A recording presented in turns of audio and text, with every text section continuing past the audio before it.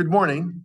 I call this hearing to order. A quorum is present, and without objection, the chair is authorized to declare a recess at any time. Before we proceed, I'd like to go over some items for our remote hearing. First, if you are experiencing connectivity issues, please make sure you or your staff contact our designated technical support so those issues can be resolved immediately. Members participating remotely must continue to remain visible on camera for the duration of their participation in the hearing, unless they experience connectivity issues or other technical problems that render the member unable to fully participate on camera. It is committee policy that members participating remotely will remain muted when not recognized, just like turning your microphone on and off during an in-person hearing. This is out of courtesy to all members on the committee, so that the background noise does not interfere with another member who is recognized to speak. When you are recognized, you will need to unmute your microphone and pause for 2 to 3 seconds before speaking so that your words are captured on the live stream. If you wish to have a document inserted into the record, please ask for unanimous consent and have your staff email the document to veteransaffairs.hearings@mail.house.gov. It will be uploaded to the committee document repository. Without objection, members will be recognized in order of seniority for questioning witnesses today. This will make it easier for me to ensure all members participating have an opportunity to be recognized. Does any member have a question about the procedures for this hearing? Hearing none and seeing none, we will proceed. I will now recognize myself for an opening statement. From Oklahoma City in 1994 to Fort Hood in 2009 to Thousand Oaks, California in 2018, and even the assault on our own United States Capitol in January, misguided individuals have committed violence against their fellow citizens in pursuit of distorted objectives. This is a real threat to our nation and to our democracy, and directly impacts the work of our committee, as an alarming number of these individuals have served our country in the armed forces. Today's full committee investigative hearing is entitled Domestic Violent Extremist Groups and the Recruitment of Veterans. FBI Director Christopher Wray has described domestic violent extremism as one of the greatest threats facing our homeland. The corrupting influence of domestic violent extremist groups that recruit veterans is a critical issue at a time where our nation remains deeply divided. We are here today to consider who these domestic extremist groups actually are, what they believe in, and why they specifically target veterans for recruitment. During today's hearing, we will learn about groups whose names have been prominent in the news recently, including the Oath Keepers, the Proud Boys, and the Three Percenters. We will hear about their ideologies, their histories, and seek to understand how these groups view veterans, why they prize veterans and their membership, and actively recruit them. And most importantly, how and when these groups encourage the use of violence to achieve their ends. Our ultimate objective is here, as with all of our work on this committee, is to advance proposals to help and support veterans in need. In this case, that means identifying and developing opportunities to help veterans who find themselves ensnared by one of these domestic violent extremist groups. This effort could include helping them to recognize that they are being recruited, aiding them in exiting these groups, and addressing the pervasive underlying factors that contribute to such recruitment, including critical issues such as mental health, underemployment, and social isolation. We're not here to condemn or vilify veterans engaged with these groups, but rather to draw attention to what these groups actually represent and to highlight the lurking threat posed by these groups, what they believe, and what violent or legal activities they encourage from their members. Can we begin to, only by understanding who these groups are, what they believe, and what violent or illegal activities they encourage from members, can we begin to assess our ability to intervene and to help these veterans and their families reclaim their lives. Today's hearing is intended to be the first in a series of 3 sessions devoted to investigating this issue. This preliminary hearing will focus on identifying and describing the problem, introducing the relevant groups, understanding the landscape of extremism, examining the data trends, and explaining the connection between these groups and veterans. The second hearing to be scheduled in the coming months will focus on the process of recruitment and radicalization into these groups and the contributory factors that make veterans more vulnerable to such efforts. The third and final hearing will address strategies to identify and assist veterans at risk for recruitment by examining the resources available and opportunities for affirmative collaboration between VA, community-based organizations, VSOs, and individuals. Taken together, this series of hearings will give us a comprehensive understanding of domestic violent extremist groups, the levers of recruitment and radicalization, and a range of proactive solutions to address this problem in the veterans community. Before I conclude, I want to take a minute to clarify what exactly this hearing is about, and importantly, what it is not about. We are here today to talk about domestic violent extremist groups. For purpose of definition, we are using the propensity for violence as the key determination of what constitutes extremism. All of these groups that we will be discussing today are ones that have discussed or demonstrated a willingness to use violence as a means to achieve their ends.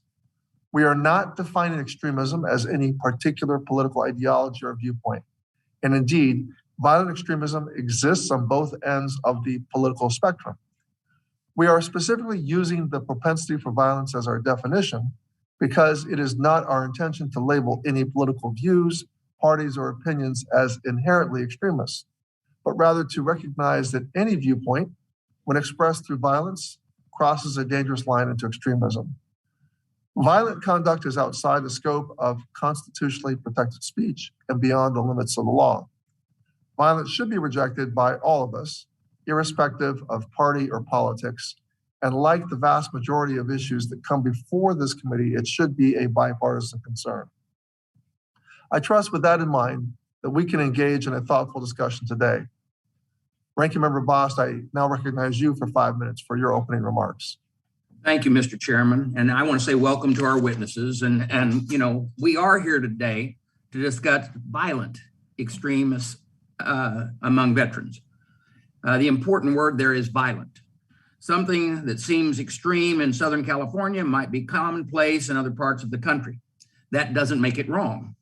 The First Amendment gives us the freedom to hold and express beliefs and opinions, regardless of how extreme other people might think they are. And I thank God for that we live in a country that we have that. Free speech is a foundation to democracy and the American way of life. The way service members and veterans have fought and died over the last 245 years for this free speech must be protected. I will oppose any efforts to restrict it. It is every veteran's right to have an opinion, even one I find radical. However, if that opinion is acted on with violence, it is another thing altogether. Violence cannot be tolerated. It is an undemocratic and anti-American. And we have seen political violence from across the political spectrum over the last several years. For example, there were devastating riots in several major American cities last year. Those riots did incredible damage to people and property. And they led to the calls to defund the police and led to rising crime throughout the country. There was also the riot on the Capitol on January 6th. When the chairman announced his investigation into the targeting of veterans by violent extremists, I was concerned that it was a political exercise seeking to capitalize on January 6th. This hearing was originally scheduled for July 29th. However, on July 23rd, my staff and I learned on Twitter from a reporter that the hearing had been postponed.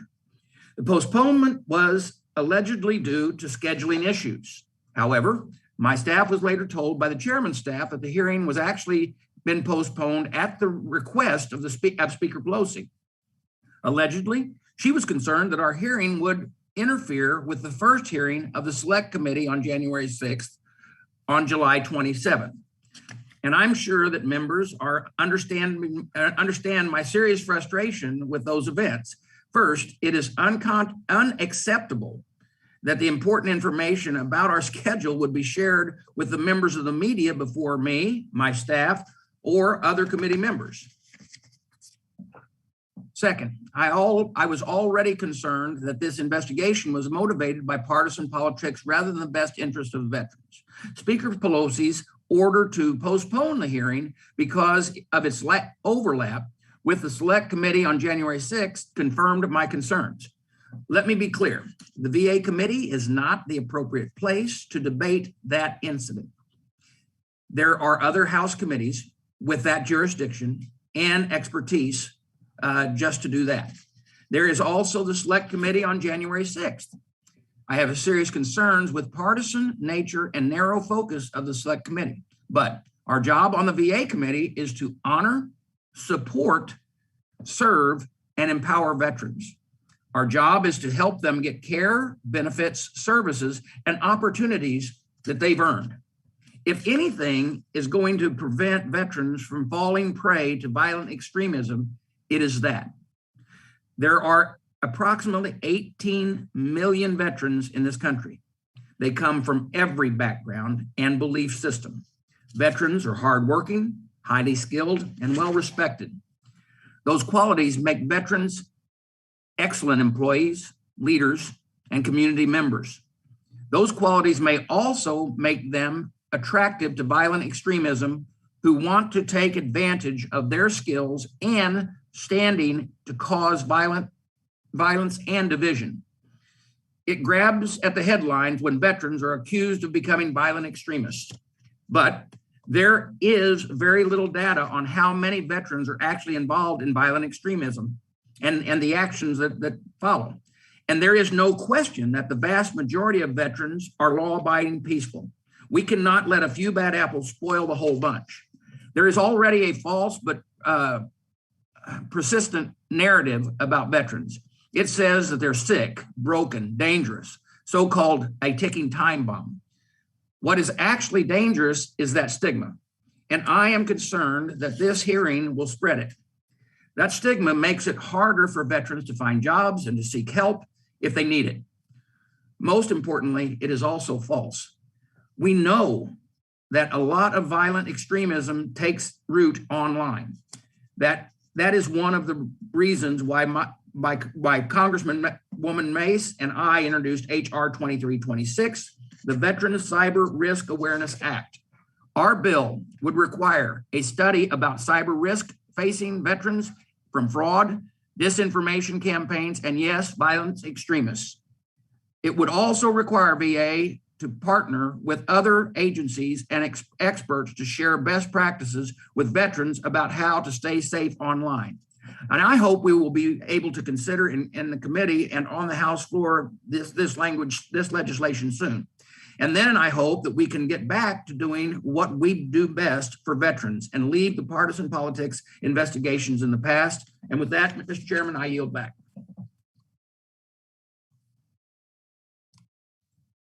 Thank you, Ranking Member Bost. Now let me introduce our esteemed witnesses. Our first panel features a mix of established veteran voices and experts on the data and dynamics of extremism.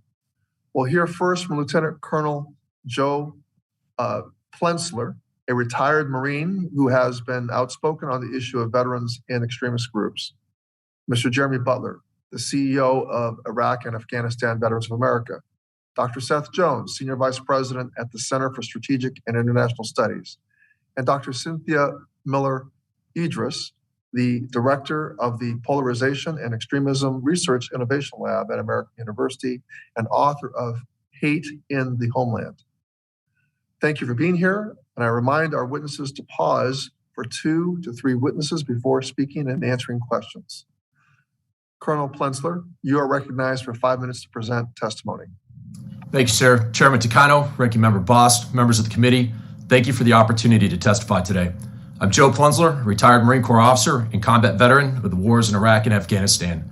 I speak here today as a concerned American on the threat posed by domestic violent extremist groups and their efforts to recruit and organize veterans for the purpose of inciting violence and overthrowing our republic. This issue should concern us all who have sworn an oath to support and defend the Constitution, irrespective of political party or ideology.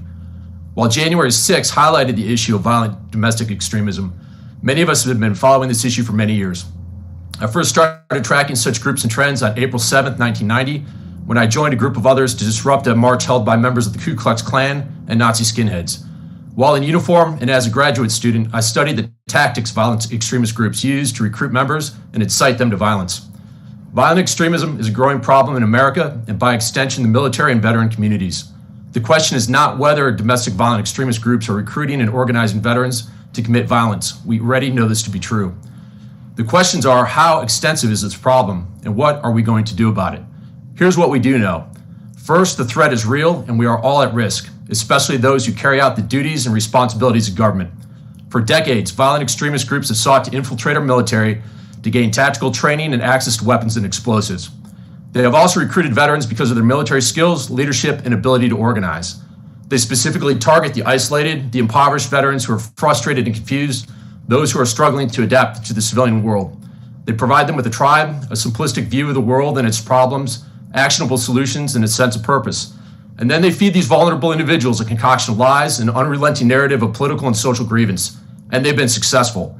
Security experts are increasingly concerned about the rising participation of law enforcement members, active duty and reserve service members, and veterans within the ranks of these violent extremist groups. Veterans have been connected in 10% of all domestic and terrorist attacks since 2015. This is shocking since veterans only comprise less than 6% of the population. While veterans who participate in domestic terrorism may be few, they can be extremely dangerous. For instance, it only took one by the name of Lee Harvey Oswald, a Marine veteran, to stun a nation and change the history of the presidency. It only took two Army veterans by the names of Timothy McVeigh and Terry Nichols to destroy the federal building in Oklahoma City and kill 168 people and wound hundreds more. And just this past January, an insurrectionist mob, engaging in seditious conspiracy and led in part by violent extremist groups, invaded this House and despoiled the very altar of our democratic republic. They breached the security of this building and hunted. They hunted for you. Of the more than 620 arrested as of September 29th, 71 had ties to the military and veteran communities, representing 12% of the mob. 5 were either active duty members of the Guard and Reserve. 66 were veterans. Investigators have linked 77 of those arrested to violent extremist groups. And I'm disgusted to say more than 20 of those arrested served in my Marine Corps. They dishonored themselves and their families and the illustrious legacy of our Corps. So what can we do? First, we must better understand the problem. I commend this committee in launching an investigation into this issue, and I applaud the work of our leading think tanks and universities. I urge greater coordination with the FBI and Department of Homeland Security. Second, the VSOs must raise awareness of this threat. There are 48 congressionally chartered VSOs and 14 other veteran and military associations affiliated with this committee. The leaders of these 62 national organizations should be strongly encouraged to speak out about this growing threat, reinforce expectations among their members, and proactively work to identify and assist at-risk veterans in their communities. Our nation needs their unequivocal support to help address this threat. Third, we must improve our efforts to prevent veterans from joining these organizations, and I urge the Congress to direct the DoD to modify its TAP program to include a class on the threat of domestic violent extremist groups and their efforts to recruit. This class should also provide FBI recommendations on what to do if approached. The VSOs have a role too, as they have the means to reach out to assist individuals at risk. Members of these VSOs are also respected members of the communities, and as such, they're positioned to execute community-based countering violent extremism strategies. Strong VSOs focused on continued service to our community, state, and nation are one of our greatest weapons in countering and creating protective factors against veteran recruitment by violent extremist groups. Fourth, we must identify veterans who are participating in violent extremist groups and identify them to authorities. The veteran community must police its own. Fifth, we must protect veterans who leave the fold. Fifth, we must protect veterans who leave these organizations and provide them a pathway back into the fold. The testimony you hear today should be a wake-up call for us all. The data is undeniable. Domestic violent extremism is on the rise and is a grave threat to our democratic republic. We have a responsibility to understand how deeply this affects the veteran community and take action now to defeat the cancer of violent extremism in our society. I thank you for your invitation, time, and attention, and look forward to your questions. Thank you, Colonel Plensler. Without objection, your written testimony in full will be included in the hearing record. Mr. Butler, you are recognized for 5 minutes for your testimony. Chairman Takano, Ranking Member Boss, and distinguished members of the committee, on behalf of Iraq and Afghanistan Veterans of America and our more than 425,000 members, I would like to thank you for the opportunity to testify for today's hearing on the important topic of extremism within the veteran community. I applaud the committee for holding this hearing, and I look forward to an honest assessment of the situation within the country. I do believe that extremism exists within the military and the veteran space, not because it is a rampant problem, but because it exists within the broader American population. Whatever group, race, belief, religion, or viewpoint exists within American society, you will find it within the military and by extension within the veteran community. I believe that that is actually one of the strengths of our military and why it remains one of the most respected institutions of government, because its makeup reflects the society it serves. But not every view is one that should be tolerated, and extremist thoughts, especially those that condone or advocate for extrajudicial violence, should not be tolerated or allowed to spread unchecked. I do not believe that extremist views are pervasive within the veteran space. Quite the opposite. I know that most veterans abhor extremist views and actually want to continue their service to the country after they have hung up the uniform. However, because extremist views are not pervasive does not mean that they should not be taken as a serious threat or that those who hold them are not detrimental to good order and discipline or to the overall strength of the institutions in which they are found. Whether you believe that they are elements of extremist views within the community, or if you have questions about their existence, it should be a priority for you to investigate and understand whether or not and to what extent they do exist. A presence at any level degrades confidence in government, lends credibility to any extremist organization that claims members of the military and veteran community, and paints an inaccurately negative picture of the greater veteran community when we already have a large and widening civil-military divide where most Americans do not know or understand the veteran experience. For me, this is about maintaining trust and confidence in our military and by extension, our veteran community. For decades, public trust and confidence in our community has been high, but that is slipping. There are many reasons why, but the over-politicization of every personal action is partly to blame. I'm here to encourage you to see this not through the lens of party, but through the lens of democracy. My focus, and hopefully yours, is not a condemnation of a political party or ideology, but to improve and strengthen our government institutions, safeguard democracy, and uphold civil rights for all. We accomplish this by being honest about both our success and our shortcomings, and then working collaboratively to fix those shortcomings. Denying that deficiencies have and continue to exist within our country does not build confidence, and it does not keep with the oath that we have all taken. If veterans are in fact being targeted and recruited by extremist groups, then it is very much the duty of this committee to understand why and to address the factors that lead to a veteran feeling open to their messaging. Battling extremism begins with those in charge setting the example. It is what we expect of the military and should be the same for all who swear an oath to the Constitution, which includes members of Congress. It is often forgotten, or perhaps not even realized by most to begin with, but like every member of the military, every member of Congress swears an oath to support and defend the Constitution of the United States against all enemies, foreign and domestic. Again, like the military, members of Congress affirm that overarching duty lies not to a party, a person, or an ideology, but to the Constitution.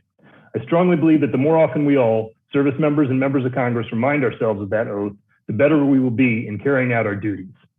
I'd like to point to recent events that vividly exemplify my point. After 20 years of U.S. involvement in Afghanistan, if one of your constituents only listened to the recent hearings conducted by the House Foreign Affairs, the Senate Foreign Relations, and the Armed Services Committees, that citizen would leave convinced that there were only two possible options to explain what had gone wrong: that the U.S. mission failed because of a poorly planned and executed Operation Allies Refuge, or because of former President Trump's February 2020 Doha Agreement. I'll be brutally honest. It was embarrassing to watch those hearings and a disappointment to those of us focusing on righting outstanding wrongs and trying to keep the country from engaging in future debacles. Many members of Congress did not even ask questions to which they wanted answers. It was simple grandstanding. Some did not even let the witnesses speak. Most simply asked questions designed to elicit talking points that showed that everything was the other party's fault. For me, extremism includes putting political party over country, especially if, like those of us in the military, you have taken an oath to support and defend the Constitution of the United States of America. If this is what our national leaders are doing, we should not be surprised when their constituency does the same. And the more citizens become polarized, the more it forces politicians to cater to a more extreme base. When citizens feel that the system is not working, they veer towards more extreme leaders to fix the supposed problems. That is a cycle that will end nowhere but in the destruction of the country. Thank you for your time. Thank you for your testimony, Mr. Butler. Without objection, your written testimony in full will be included in the hearing record. Dr. Jones, you are recognized for 5 minutes for your testimony. Thank you, Chairman Takano, Ranking Member Boston, distinguished members of the committee. I think this hearing is extremely important. I just for the record, I've served as a civilian in U.S. Special Operations, so have a particular interest in the findings of the data that I'll present. As this testimony highlights, objective analysis and better data are extremely important to gauge the nature of the threat that we're talking about today and to put together effective responses. As the data in this testimony that I'm going to present highlights, veterans, along with active duty and reservists, have been involved in a growing percentage of domestic terrorist plots and attacks. Some have been involved in extremist activity on digital platforms, including on the cyber end.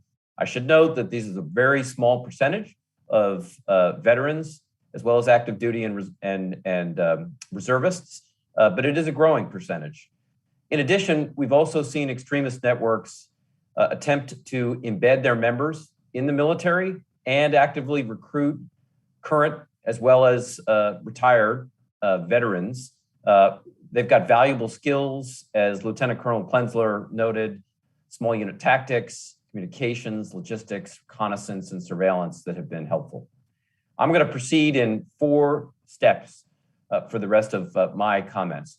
The first is the data that we have compiled on domestic terrorism focuses on what we call terrorism. And as we've already heard from several members, we focus on the deliberate use or threat of violence by non-state actors to achieve their goals and create a broader psychological impact.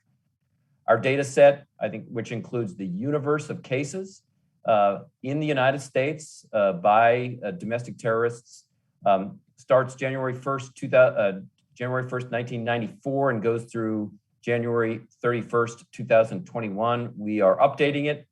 And we'll have data that goes through the end of 2021 as well. We have cooperated closely with the FBI, the Department of Homeland Security, the National Counterterrorism Center, CIA, and the Department of Defense with this data.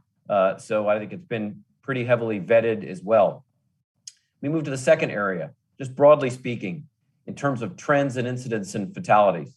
In 2020, the number of domestic terrorist attacks and plots, according to our data, increased to its highest levels since at least 1994, though it is important to note that fatalities were fairly low in 2020, the last full year, probably in part because most domestic terrorists from various ideologies have generally not tried to kill as many people as possible, the way historically that Salafi jihadists have in the US, including around September 11, 2001. We move to veterans, both past and present. I think as we've already heard that we have seen in this country some activity by veterans involved in domestic terrorism over the years. The Vietnam War was one of the historical incidents that contributed to radicalization among disenfranchised veterans. So if we look at the 1970s, 80s, and 90s, a whole range of individuals. We've already heard Timothy McVeigh, but Louis Beam, Randy Dewey, Randy Weaver, William Potter Gale, Richard Butler, Bo Gritz, Frazier, Glenn Miller, and others, including Eric Rudolph, were veterans that committed domestic terrorist plots and attacks and broader extremism in the US.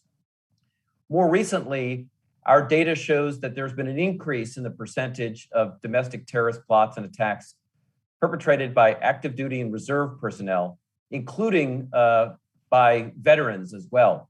So despite the reality that the numbers of veterans committing these plots and attacks are small, the percentage is growing, which is of concern for us. People have mentioned those involved in January 6th, but we've also seen Paul Edward Beller, a US Army veteran, involved in the plot against the Michigan governor. We've seen Brian Lemley, veteran, member of the BASE, white supremacist organization, arrested in the FBI last year, who had served in the US Army and had helped create military-style training for that organization. Our data incidentally also shows growing domestic terrorism targeting the military and law enforcement as well. So not only are we seeing individuals plot attacks, but the military is also a target of those attacks as well. In terms of congressional steps, and very briefly, I do think there's an important need to focus on cyber risk awareness among veterans. I also think there's a more significant need to better understand the scope of the data. We've collected some, but there are a lot of questions and data points that we have not effectively looked into. So with that, I will turn it back and I look forward to the discussion. Thank you. Thank you, Dr. Jones. Without objection, your written testimony in full will be included in the hearing record. Dr. Miller Idris, you are recognized for 5 minutes for your testimony. Thank you. Chairman Takano, Ranking Member Bust, and distinguished members of the committee, I would like to thank you for your service to our country and for calling attention to the critical issue of veterans recruitment to domestic violent extremism.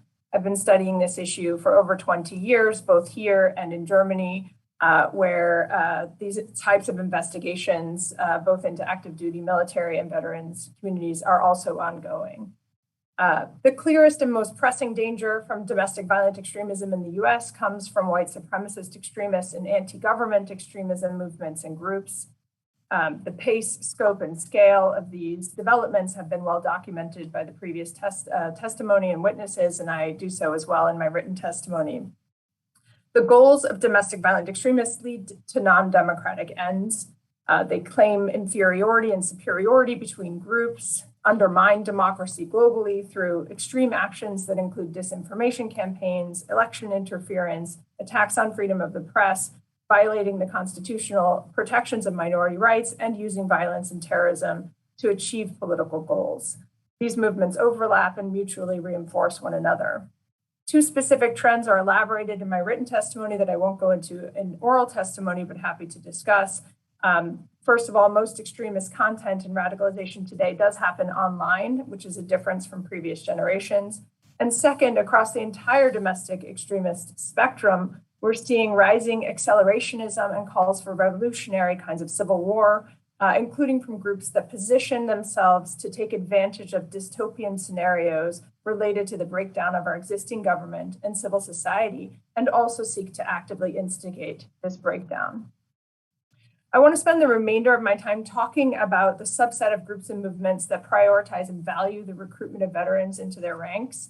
Active duty service members and veterans are targeted because of their tactical skills, communications training, security clearances, and access to munitions, weapons, and facilities, which could be useful to groups in violent action or terrorist plots.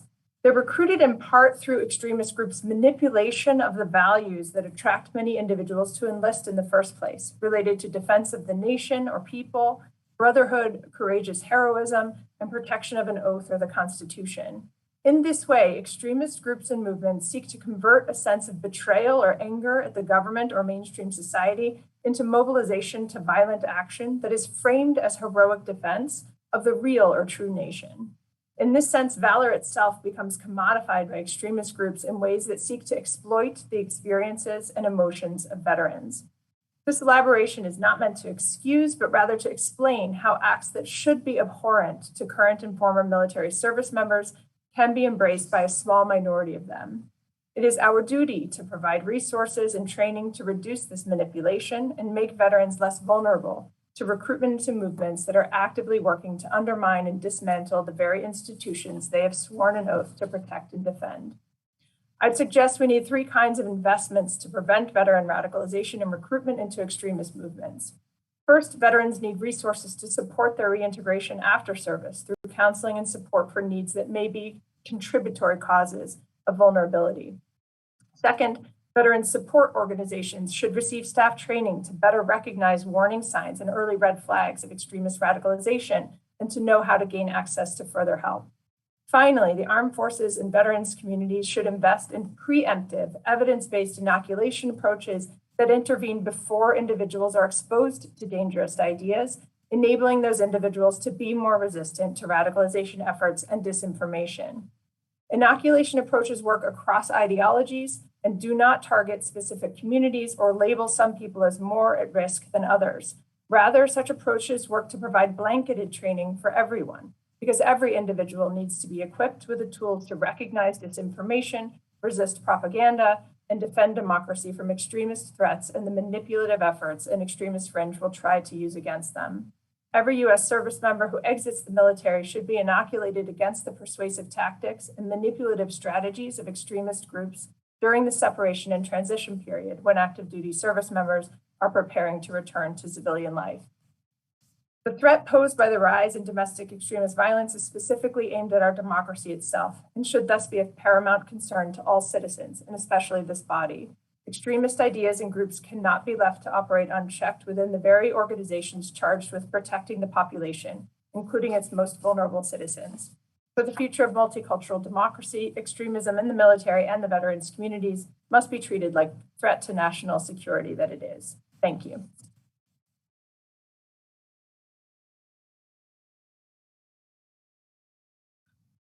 Thank you, Dr. Miller. Idris, without objection, your written testimony in full will be included in the hearing record.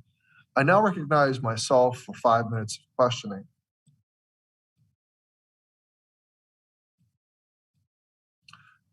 So my first question is to Colonel Pensler. As chairman of the House Committee on Veterans Affairs, my utmost priority is ensuring the safety and well-being of our veterans. While I agree with your concerns about domestic violent extremism and the threat posed to our democracy, how does this issue affect the well-being of veterans? Thank you, Chairman.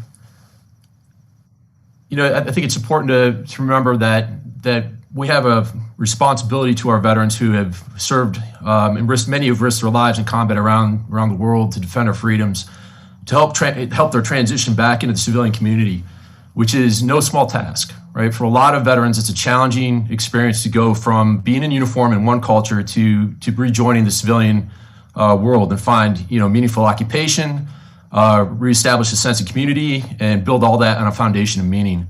And so I think, when we look at this issue, one of the most corrosive things that comes with violent extremism trying to recruit veterans is a form of cancer within our body, within our community. And they lead a lot of veterans down the wrong path. And I think that's tragic, right? And I ask myself, how do veterans show up at the Capitol on January 6th and invade the building and despoil the very altar of our democratic republic? And, I think to myself, where do we go wrong? Where did the officers, my fellow officers, go wrong in failing to instill values, our core values in these individuals? And ultimately, now these young Americans are going to be, they're going to be charged, right? They're going to be prosecuted. Now their lives are, they're further put behind the 8 ball because of their actions that day. So I think it's tragic. And I think it's, it's really destructive to our community. Well, thank you. Thank you for that response. Dr. Miller, Idris, the jurisdiction of this committee covers the full range of issues affecting veterans and their lives after they complete their service to our country. Our committee routinely holds hearings on critical issues such as veterans' health care, mental health, suicide prevention, employment, and homelessness. This issue, while very important, is a novel one before this committee. Can you explain to us how we should consider the threat posed to veterans by domestic violent extremism in the context of these other relevant issues? Thank you for the question. Yes, I mean, my view on this is that what we're seeing with veterans is a manipulation of their values, of their interest, of their loyalty to the country by persuasive extremist tactics that deliberately target them for that manipulation. And so, as we just heard from Colonel Pensler, who said, where did we go wrong in failing to instill values? I would say, first of all, nobody went wrong in failing to instill anything, but I think values aren't enough. We also are obligated to teach people about the kind of manipulation that they will encounter or may encounter online. Many people will be naturally immune or resist that, but other people will be vulnerable to it. And it's our obligation, I think, to see part of our duty back to service members is to help equip them with the tools to recognize and resist that propaganda if it comes across their path, that we owe it to them. Well, thank you, Dr. Miller-Idris. Mr. Butler, I noticed that IAVA has partnered with Syracuse University to conduct your 11th member veterans survey from verified veterans, and that you included some questions about extremism. What are your members telling you in that survey? Yeah, thank you, sir. They're telling us a lot. So this is the first time we've included this in there. And just for quick context, the survey is continuing to be ongoing. It's about 3,500 respondents that we've got so far. And an overwhelming, we have basically three questions that you're referring to. One was, do you think there's a serious problem with extremism in the military, in the post 9/11 veteran community, and have you personally witnessed extremism? And each one of those questions got over a third of the respondents saying that yes, they believe it exists within the military, they believe it exists within the veteran community, and they personally witnessed it. And those were three separate questions. So I think it really speaks to the fact that this is truly a problem, that it's not just, those of us testifying here today, but it's the members of our community that are saying this is a problem and something needs to be done about it.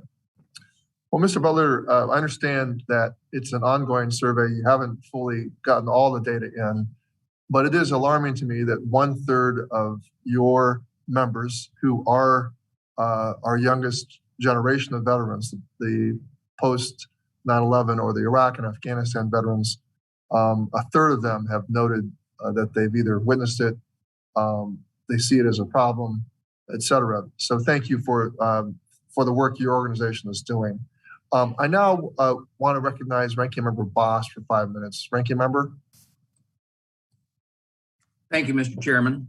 My first question, Lieutenant Colonel Prenzler, first off, Semper Fi, but I'm going to ask, because it was mentioned in my opening, what impact does the term broken veteran and the narrative in some of our communities do for our veterans' economic prospects and as well as their mental health when they hear that our veterans are broken? Thank you for the question. I have rarely encountered that in my time outside of the Marine Corps. I left in 2015. I don't deny that it exists in some corners. I know it's been a trope in some Hollywood movies that we've seen. And I think, it has had a contributing factor to preventing veterans from seeking mental health care. But, I'm also very concerned about the reputation of veterans, especially in the light of what took place on January 6th. I mean, in our military as well, since November 2018, the Reagan Foundation found that public trust in the military has slipped by 14 percentage points to today. And also, the Veterans and Citizens Initiative did a poll, and last November till March of this year, we also found public trust in veterans as good role models slip by a similar percentage point of 14 points. So, Ranking Member, my concern is that as long as we maintain an all-volunteer force, the public perception of our veterans and our military remains critical, because we know that veterans' reputations and our recommendations to young people to consider the military as an occupation is almost the number one or number two factor that recruiters will list as why they join the force. So, while the narrative that you brought up is problematic, I'm very concerned about this issue and about the public perception of our veterans, as you are. As I am, yes. Mr. Butler, what role does a successful transition to civilian life have for like a newly separated veteran to avoid temptations to join these groups and promote violent and promote violent extremism? Yeah, thank you, sir. I think that's a huge part of not just this issue, but so many others that veteran service organizations are working on right now. The better job that we can do in supporting our veterans when they transition, I think we're really going to get ahead of many issues, not just extremism, but certainly underemployment, unemployment, educational benefits. So much of what VSOs do, and certainly what IAVA sees when members reach out to us for support, is that if they had come to us sooner, we would have cut off a crisis and really just been able to help them with the transition and with some changes. So I think the more that we can do to connect, maybe not just with veterans, but with active duty service members who are looking forward to when they transition into the veteran community, how we can start helping them earlier. We're going to tackle, I think, a lot of these problems, and I think a lot of them are related. I think if you talk about underemployment, unemployment, lack of a sense of purpose within a veteran, you're talking about the same issues that are also leading towards them being exploited by extremist groups. So, and then just a real quick follow-up, because I want to get to another question here, but what do you think we should add to the TAP program to train these veterans and have them be aware? Yeah, I think a lot of it can be just a greater exposure to what some of these veteran service organizations are doing that can help them with the transition, especially the post 9/11 groups that are so focused on continuing your service as a civilian. Okay, this is for the whole panel, and I really do want to get to this. This is from whoever wants to answer. The groups that have all discussed today all share some level of anti-government beliefs. The RAND Corporation found a heavy-handed attempts for institutions can increase radicalization. So what policies should government implement to address violent anti-government groups without further inflaming their already sentiment and increasing their message instead of, basically fanning the flames? Anyone? I can jump in on that. Thank you for the question. I mean, I think this is it's also the same problem that we face with conspiracy theories, which is attempts to address them can cause people to dig in their heels even more. It's one of the reasons why I think preemptive education, which teaches everybody about the manipulative tactics of groups and narratives that are out there, is one strategy that government can invest in. Kind of digital and media literacy for everybody, whether we're talking about veterans or fifth graders or 50-year-olds. That is something that is not targeting the ideology itself, but the tactics and the manipulative strategies used by those extremist groups to try to exploit people. I just think that's something that we should be very aware of. We want to help. We don't want to make it worse. And when you get to many people who get involved with these groups, that's easy to stir, I'm afraid. So with that, my time ran out, and Mr. Chairman, I'll yield back. Thank you for your very thoughtful questions, Ranking Member. I now call on Mr. Lamb for 5 minutes. Thank you, Mr. Chairman, for holding this hearing, and thank you to our witnesses for your participation. First, a question about data, and it kind of follows from something the Ranking Member was asking. There does tend to be this assumption that when veterans do something wrong, especially something radically wrong, like attack the Capitol on January 6th, and we all saw the Marine Corps logo and other logos all over that attack, that decision is somehow rooted in a problem that veterans are having with their transition to civilian life. Does the data actually show us that about the January 6th defendants or people who are similarly committed to groups like the Oath Keepers that call for the overthrow of the United States, or is that still at the hypothesis stage? I know other public reporting has pointed out how many of the January 6th insurrectionists were business owners and people for whom economic opportunity was really not the issue. So I was just curious if we have any answers to that question yet. I can address part of that question, Mr. Lamb. We have data that shows there's disproportionate engagement, and we know that there are some conditions that make engagement in extremism a little bit more likely or that there's disproportionate engagement among those who have experienced involuntary exit from the military, for example. That research is there. But we do not have sufficient research, I would say. It's a call for additional data transparency, for data collection, and for research really into the actual reasons why veterans are engaging in those movements. What we know is that they're attracted in part for some of these narratives and that the narratives seek to manipulate them. But I think we have a real lack. We have had a lack of attention in the research space to that. So that would be something to look into as well. Absolutely. Representative Lamb, if I could just add to that, the just broadening this from January 6th for a moment, I think what the data does suggest is for veterans that we are seeing a growing percentage of plots and attacks over the last couple of years involving veterans. What the data does show is that the capabilities that veterans have does present some concern just because of their tactical abilities, their communication capabilities, small unit tactics, that those kind of capabilities do present a risk. But there are a lot of questions that we don't necessarily know yet that I would just say as we're looking for solutions to this problem, I think we need to answer a couple of questions before we really can understand what kind of solutions we need to help veterans. And this is, I think, where we have to go. Yeah, I agree. That's kind of why I was asking. I don't know yet if the answer is sort of programmatic in the way that we would think about other veterans issues. It could also be that in the last couple of years, something else happened that never happened in American history, which is that, troops for the first time had a commander in chief who condoned and even called for and incited a violent insurrection on his own country. And so that's bound to have some effect on the people who, are under his command, which they were on the day of January 6th. So I do think it could be different in terms of what the true cause is.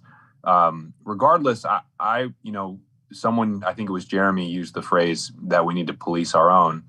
And I agree with that. And I'm just curious how anyone on the panel, maybe starting with Jeremy, because I haven't heard from you yet, would view a sort of campaign or class that would feature some of the people who pled guilty from January 6th that are veterans, talking about how misguided they were and their mistakes. Some of them are bound to come to that realization, probably not all, but in any case of this nature, there will be people who regret what they did and regret their betrayal of the oath that they thought they were protecting.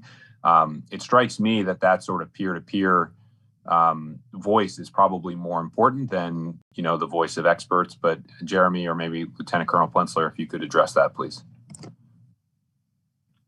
Yeah, I'll just quickly say, I think any campaign that would probably be more effective if it took place as more of a peer-to-peer thing than a PSA type of event, because I think that's where the message is going to be much better received than from more of a top-down part. And I'll stop because I think Joe's got a comment as well.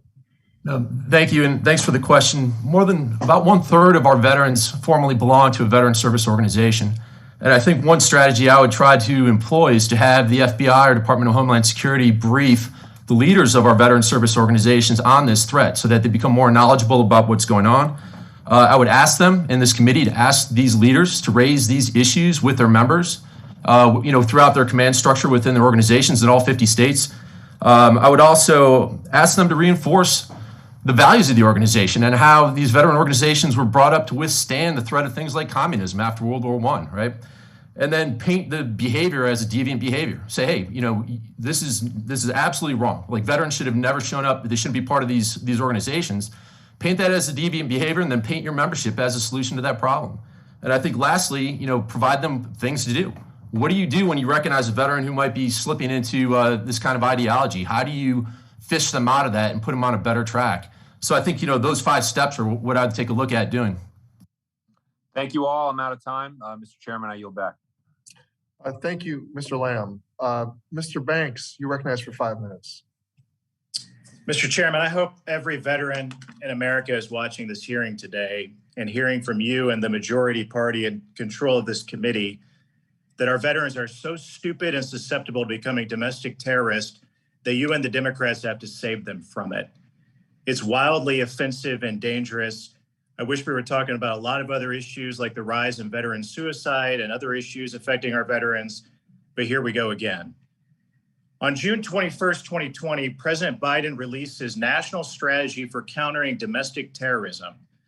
This strategy rightfully calls out domestic, violent terrorists animated by racist values and those who seek to intimidate individuals using the threat of violence. What this strategy doesn't do, however, is name any one of the violent leftist extremist groups who terrorized our cities last summer. Antifa, Black Lives Matter, and other political organizations caused up to $2 billion in damage across the nation and have had little pushback from this current administration. Mr. Butler, according to President Biden's definition of extremism, even the chairman's own definition of a propensity for violence, should Antifa and Black Lives Matter be included in the White House's definition of domestic extremism?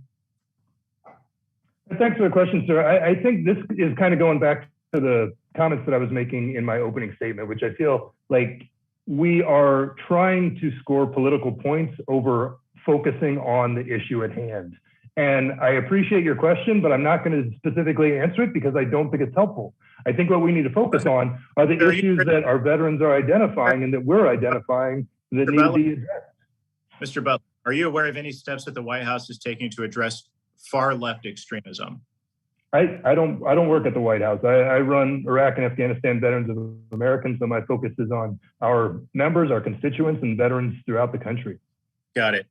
Dr. Cynthia Miller Idris, you have presented numerous concerning statements that may lead people to question your credibility. In an 8-tweet Twitter thread on August 13, you stated, quote, meat eating is used to evoke both pro-American and anti-government sentiments all at once. And quote, red meat consumption is championed by the far right as a celebration of manliness. You've also stated that, quote, far-right podcasters have claimed that veggie burgers are part of a Jewish capitalist plot against white people in industrialized society. In another tweet, you stated that, quote, far-right soup kitchens put pork and lentil in their soup to exclude Muslims and Jews. Dr. Miller Idris, I had hamburger last night. Do you believe that I am an extremist? Does eating red meat make someone an extremist? Of course not. Eating red meat does not make someone an extremist any more than being a service member or a veteran makes someone an extremist. We're talking about a complete fringe set of phenomenon here. Do you think that you're able to provide impartial testimony to a committee that's mostly made up of red meat, of meat-eating members, like many on this committee? Yes, thank you for the question. Although it's a distraction, I think, from the purpose of this hearing. I'm a red meat eater myself.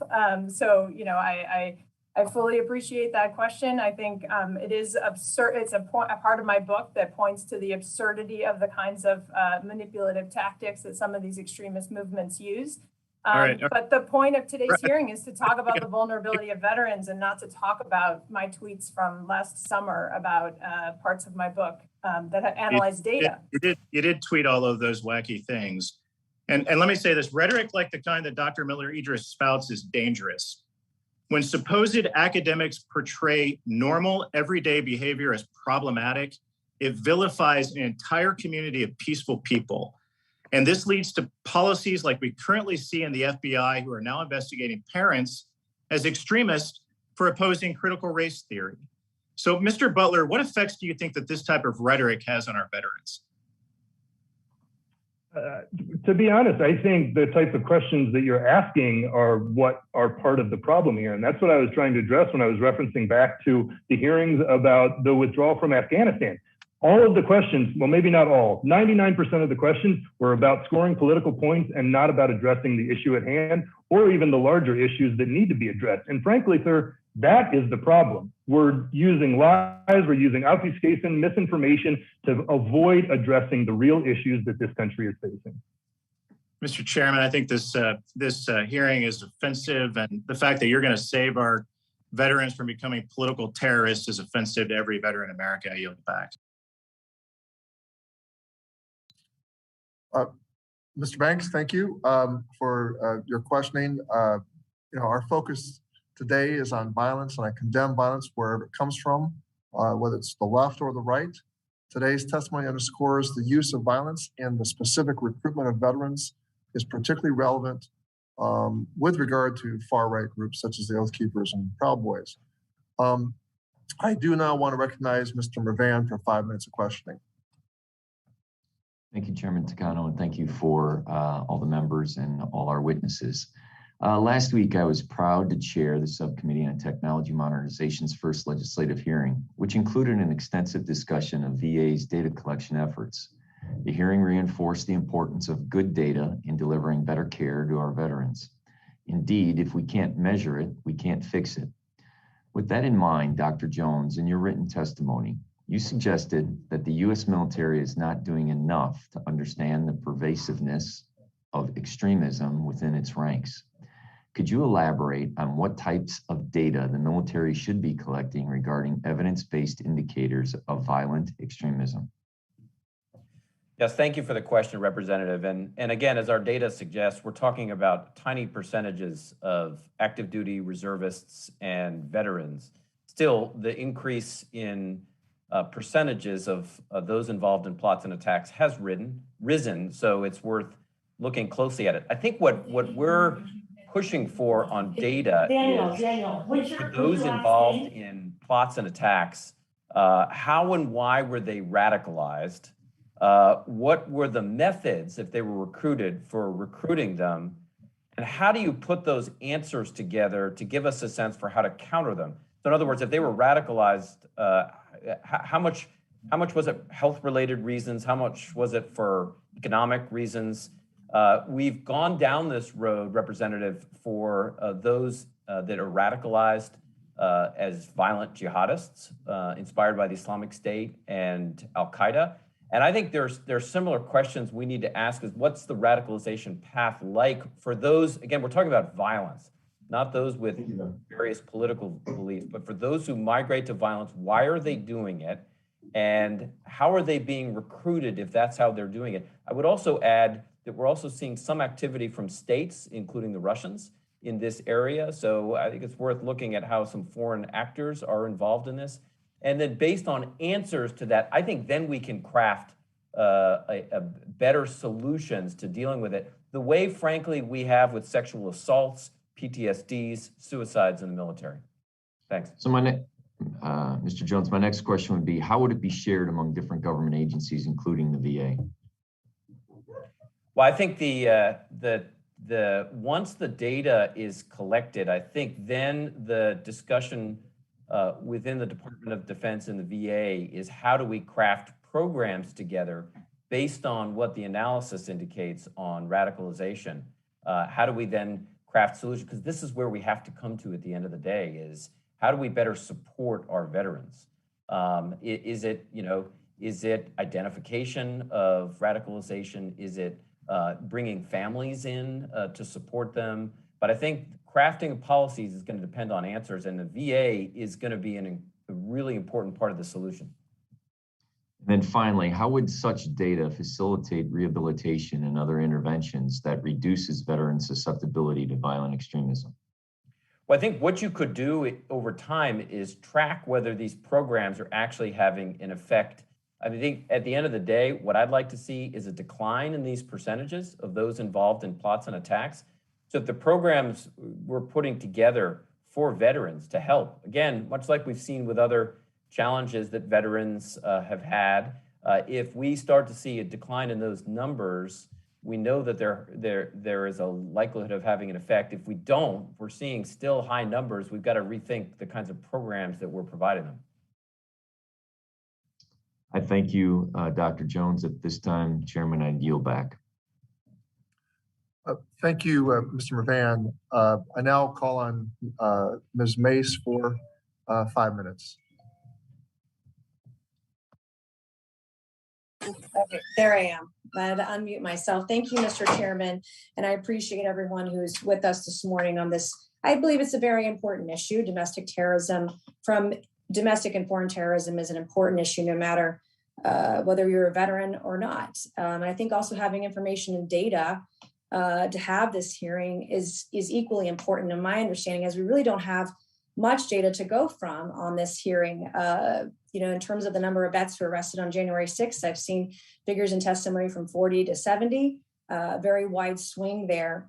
It's no secret that there are criminals looking to prey on unsuspecting internet users, including our veterans.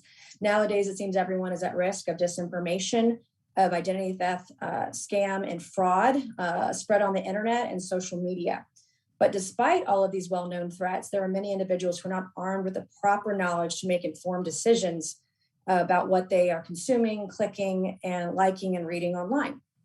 That's why Ranking Member Boss and I introduced HR 2326, the Veterans Cyber Risk Awareness Act. This bill would direct the VA in coordination with other experts to create an outreach campaign to educate veterans about cyber risks. Today's hearing has made it clear that we do lack crucial data and information to determine whether veterans are actually more vulnerable or less vulnerable than others, civilians, and how many veterans are actually participating in violent extremist groups. We lack all of this information, a lot of this information and data. This lack of data is why our legislation would require an independent study on veterans' vulnerability to cyber risks, resources to assist vets in combating cyber risks, and the effectiveness of this type of outreach campaign. This bill is supported by the Disabled American Veterans, Veterans of Foreign Wars, Student Veterans of America, Paralyzed Veterans of America, and the Wounded Warrior Project. And just last week, Mr. Mervan allowed me to speak on this bill, and I appreciate that opportunity. I hope that the overwhelming support we're receiving will lead to the bill's inclusion in our next full committee markup. It's very clear to me today that we lack data on this issue. So I have a couple of questions in the remaining time that I have. My first one is for Mr. Butler. Despite the widespread support of the VSO community, IAVA has yet to support this bill. So I'd like to ask you if you support HR 2326. Thank you, ma'am. I look forward to hearing more about it from your office. I'm sure my leadership in DC is probably connected to your office on this. I don't know enough about it right now to tell you, but I definitely can assure you that we will check out the merits of it and give you a thumbs up or thumbs down. And if it is a thumbs down, we'll tell you exactly why. So I look forward to hearing more about it. Yeah, I would love that. We need as much support as we can get. And I think, seeing that there is such a lack of data, and Dr. Jones, I appreciate you being here today. And I know in your testimony, your comments that you're going to present data to us, but to my knowledge, I heard a lot of anecdotes, but I did not hear a lot of data. And to make informed decisions about policy, I do think it's really important to have data to go from. And my understanding, I think your testimony said there were 66 vets that were arrested on January 6th. Is that what your data kind of said? Our data looks at the number of plots and attacks. So there are a number of indications that there were roughly 66, but yes, that's correct. Okay. And you said in your testimony that although the number of veterans that are involved in domestic terrorism type of attacks or violent attacks, the number is low, but the percentage has gone up. Have you compared that percentage to the cases of violent acts by groups like Black Lives Matter, Antifa, anti-fascists, fascists? What is the difference? Have attacks by those individuals also gone up at the same rate as veterans or gone up at a higher rate? Well, again, what we see between 2015 and 2020 is that 10% of all domestic terrorist attacks and plots were committed by veterans. I mean, there's various time that has What gone by. What percentage of violent attacks and domestic terrorism attacks are been committed in the last 2 years by Antifa or Black Lives Matter? What we found in 2020, for example, is that anarchists, anti-fascists, violent environmentalists, and others perpetrated 23% of terrorist attacks and plots. Yes. Okay. Did you know that those numbers have gone up as well? Yeah. And I heard you understand you work with the FBI, the DHS, and DOD. Did you know the FBI doesn't even track Antifa cases? And there have been hundreds of acts of violence and domestic terrorism across the country, not just on January 6th, but over the last year and a half, including at my home in Charleston, South Carolina. So I appreciate all of your time today, and I hope that we can get more data to make good, better, more well-informed decisions to help our veterans in the future. Thank you, and I yield back. Thank you, Ms. Mace. I now call on Mr. Brown for 5 minutes. Thank you, Mr. Chairman. Appreciate the hearing. Let me just start by saying that veterans and the veterans community are overwhelmingly characterized as honorable men and women who courageously served our country, and rightfully so. Many continue to serve our country in communities throughout our nation after taking off their military uniform. But the post-service experience of our individual veterans is neither identical nor successful among all veterans. Most veterans who leave military service are successful in many ways. Some leave military service and encounter setbacks after setbacks for a variety of reasons. This isn't my opinion, but rather evidenced by the fact, for example, that veterans experience higher rates of homelessness and suicide compared to the general population. And this committee, on a bipartisan basis, has sought to address both homelessness and suicide among veterans. But likewise, our veterans are targeted at higher rates by extremist groups for recruitment into these violent organizations. This, Mr. Chairman, is evidenced, as mentioned by many of our presenters today, by the high rate of participation by veterans in the January 6th insurrection on the Capitol.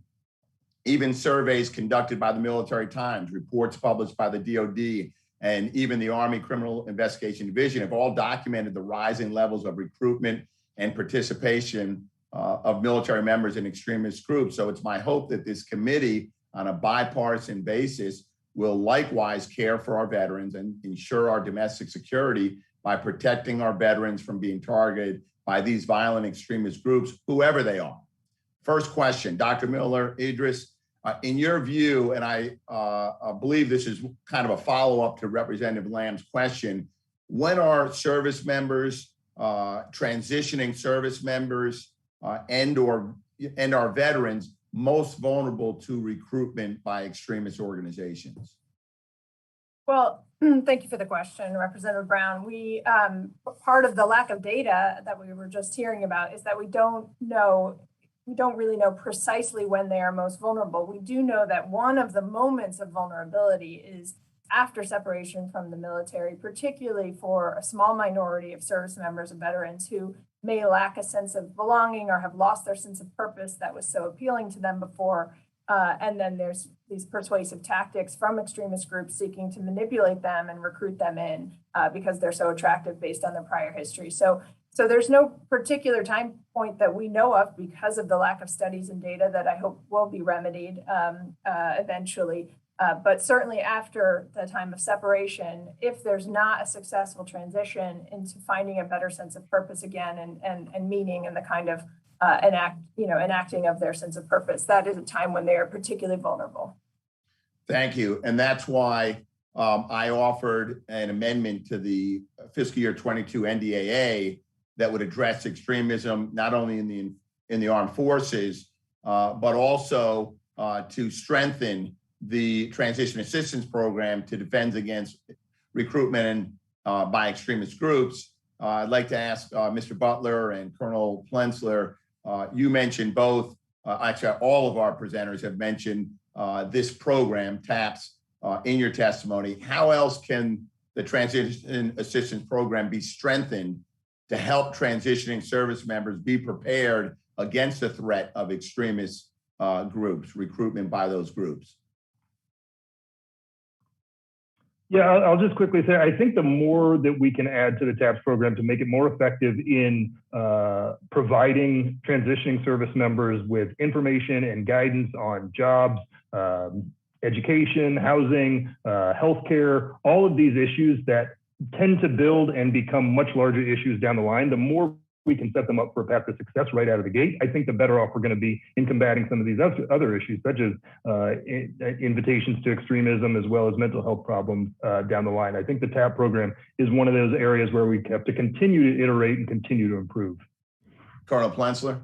I would totally agree. I think working to the left of this issue in a preventative measure is the best way to go. And I think if we can stop people from even considering joining these groups, that's where we can apply the greatest pressure. Because once somebody joins and their values are set, it's really difficult to recruit them away. And it usually takes somebody who's left one of those organizations to go back and help those veterans navigate their way out and become extracted from it. So yeah, definitely working on the left of the recruitment side of it, and but letting veterans know, hey, they're out there. They could try to recruit you, and this is what to do if you're approached. Report it to the FBI. I think are some important messages that all service members need to know.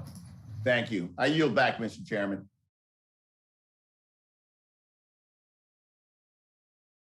Thank you, Mr. Brown, for your questioning. Mr. Rosenau, I recognize you for 5 minutes. Thank you so much, Mr. Chair. The First Amendment to the Constitution protects American citizens' right to free speech, to peaceably assemble to petition the government for redress, and of association, which has been upheld by courts for many, many years. This is a critical right that generations of American service members have fought and died for. Obviously, this protection ends when an individual's actions become violent, and I strongly condemn political violence of any kind. However, we cannot criminalize free speech, and we cannot criminalize the thoughts or beliefs of individuals simply because they may be viewed as different from our own. It doesn't matter what they believe, or what political party they belong to or associate with.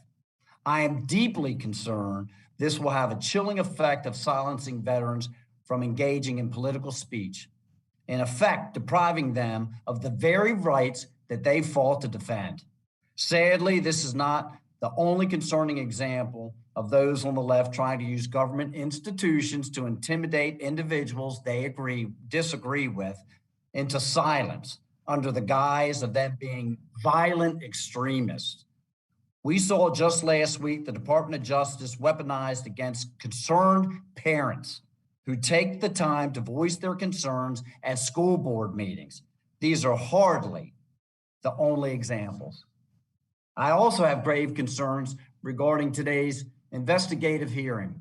Our veterans are hardworking and high-skilled individuals and leaders in our communities who have made incredible sacrifices to protect each and every one of our freedoms. It is an unfortunate reality that veterans have long battled stigmas associated with mental health issues resulting from their service, as well as perceptions they have a propensity to violence. I am deeply concerned that today's hearing in the Veterans Affairs Committee, rather than empowering our veterans by dispelling these stigmas, will further perpetuate these stigmas for all veterans and to be at the expense of veterans across our nation. The purpose of the House Veterans Affairs Committee is to support veterans through providing timely access to high quality health care and benefits which they have earned.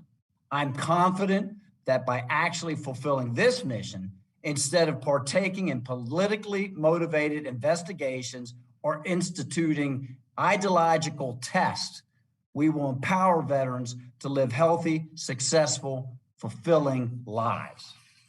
That being said,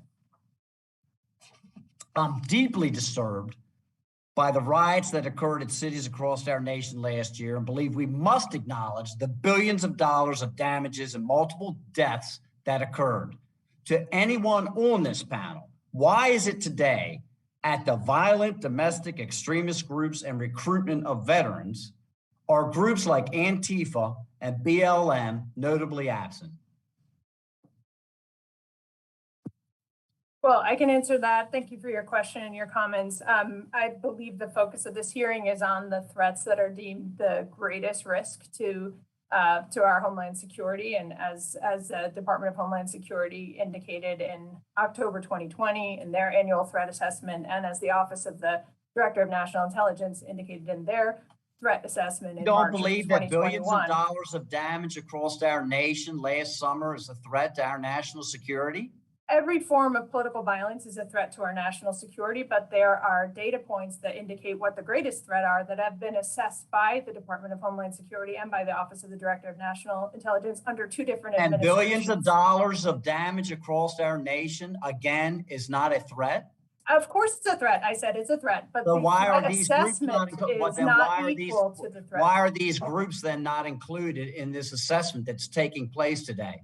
That would be a question for the staffers, I think, to answer. Okay, I'll be moving on then. Thank you. It's been estimated that the riots of 2020 cost Americans and property owners $1 billion and possibly up to $2 billion in damages. Colonel Plesler, what impact do such violent actions by those on the extreme left have on business owners, some of which are veterans, many of these business owners who are unable to easily offset these costs? Thanks for your question, and I think it's an important one. I think anytime anyone in our country commits political violence, is a threat to all of us. So I don't think we should, take great pains to differentiate between where that violence is committed, except when it's committed against symbols of our democracy. I think it's one thing, and it's tragic when somebody burns down a Walmart. I think it's another thing when they show up in our nation's capital and attack the very symbol of our democracy.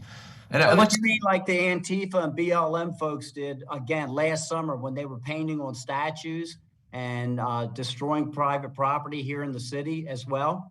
What I'm saying is that our nation's capital. Do you believe that was violent acts that justified investigation?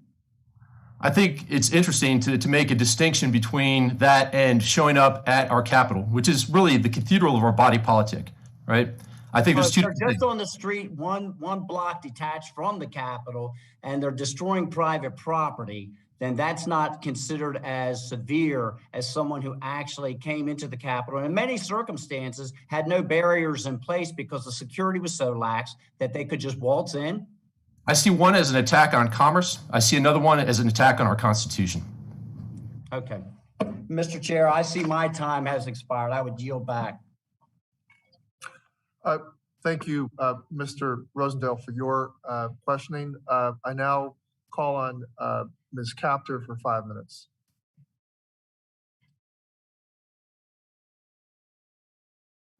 Thank you, Mr. Chairman, very much, and also Ranking Member Bost and all of our very distinguished guests. I'm sorry to be late to join you. I didn't hear some of the full presentations because we couldn't get in, but we finally figured it out. So what's been running through my mind is recent history of our country over the last half century and the very complicated conflicts in which we've asked our young men and women to serve.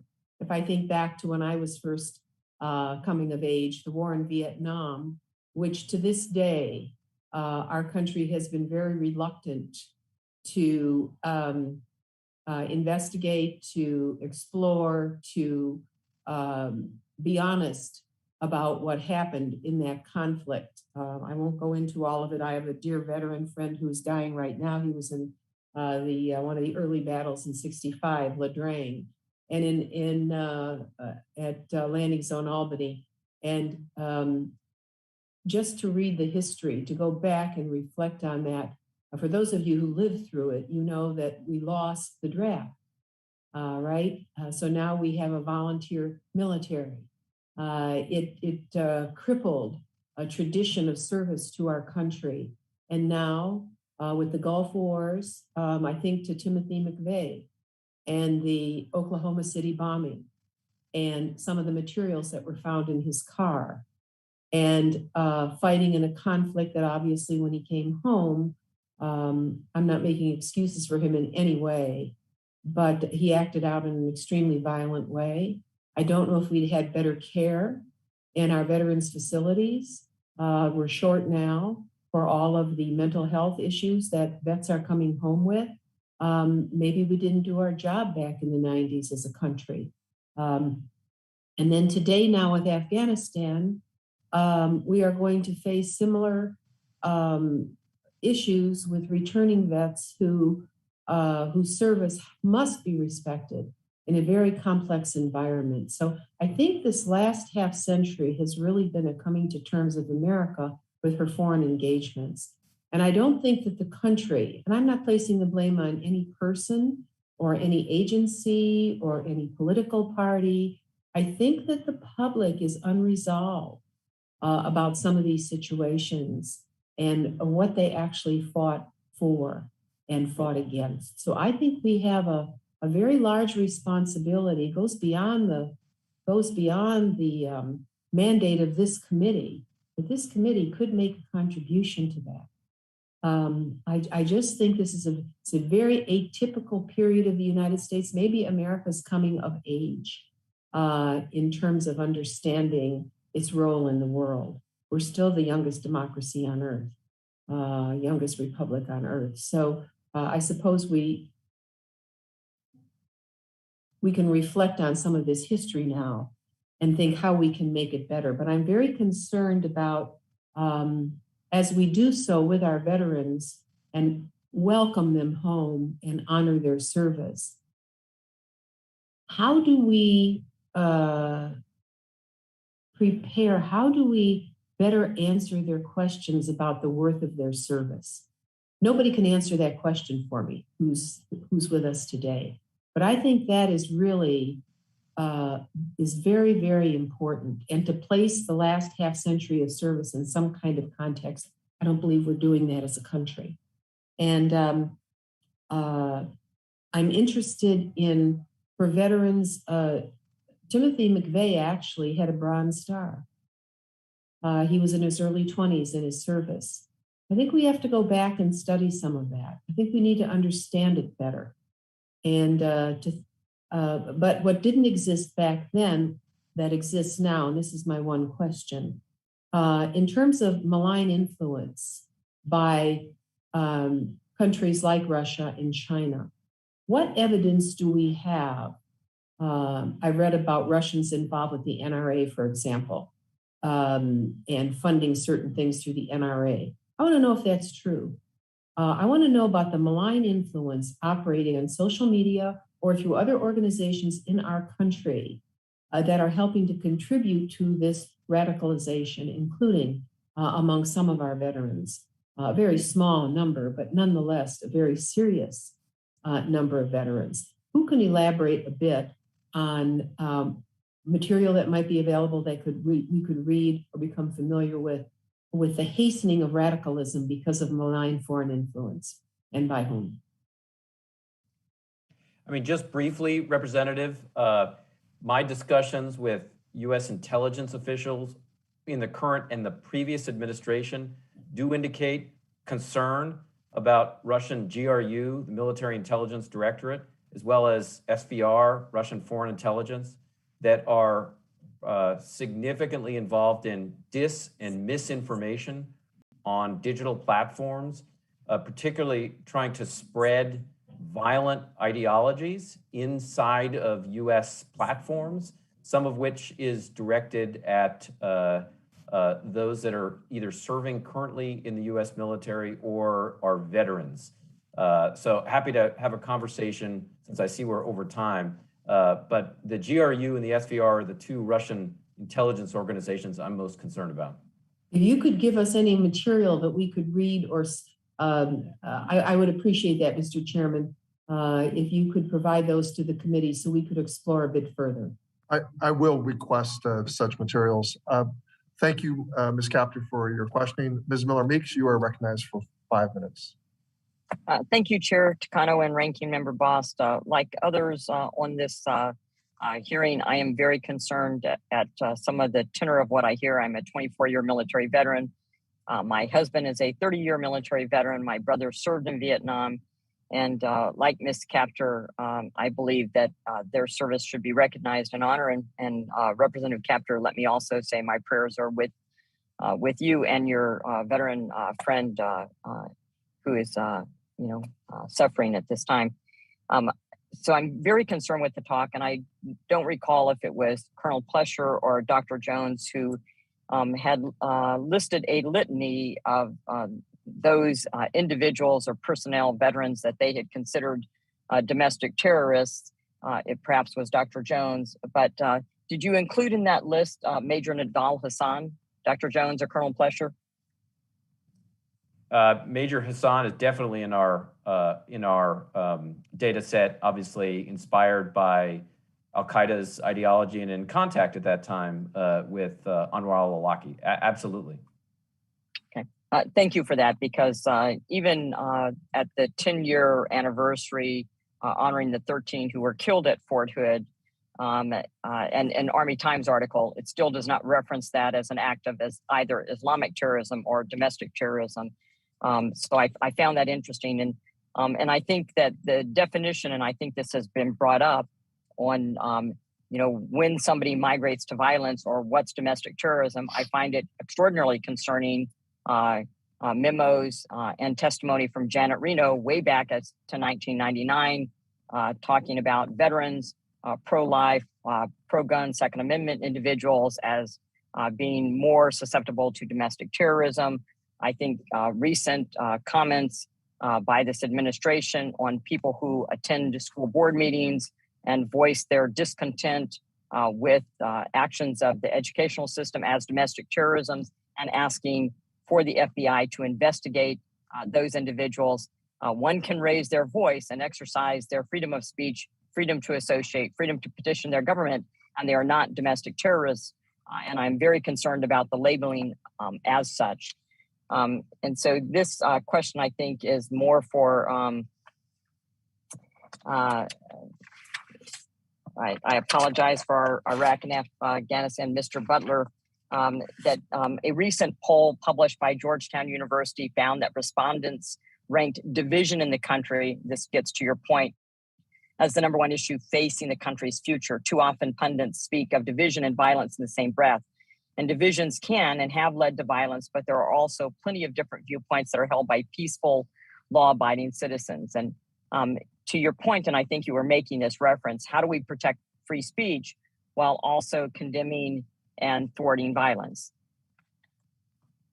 Yeah, thank you, ma'am, for the question. I think the key really is differentiating between upholding free speech and being critical of those that wantonly spread lies, misinformation, and disinformation.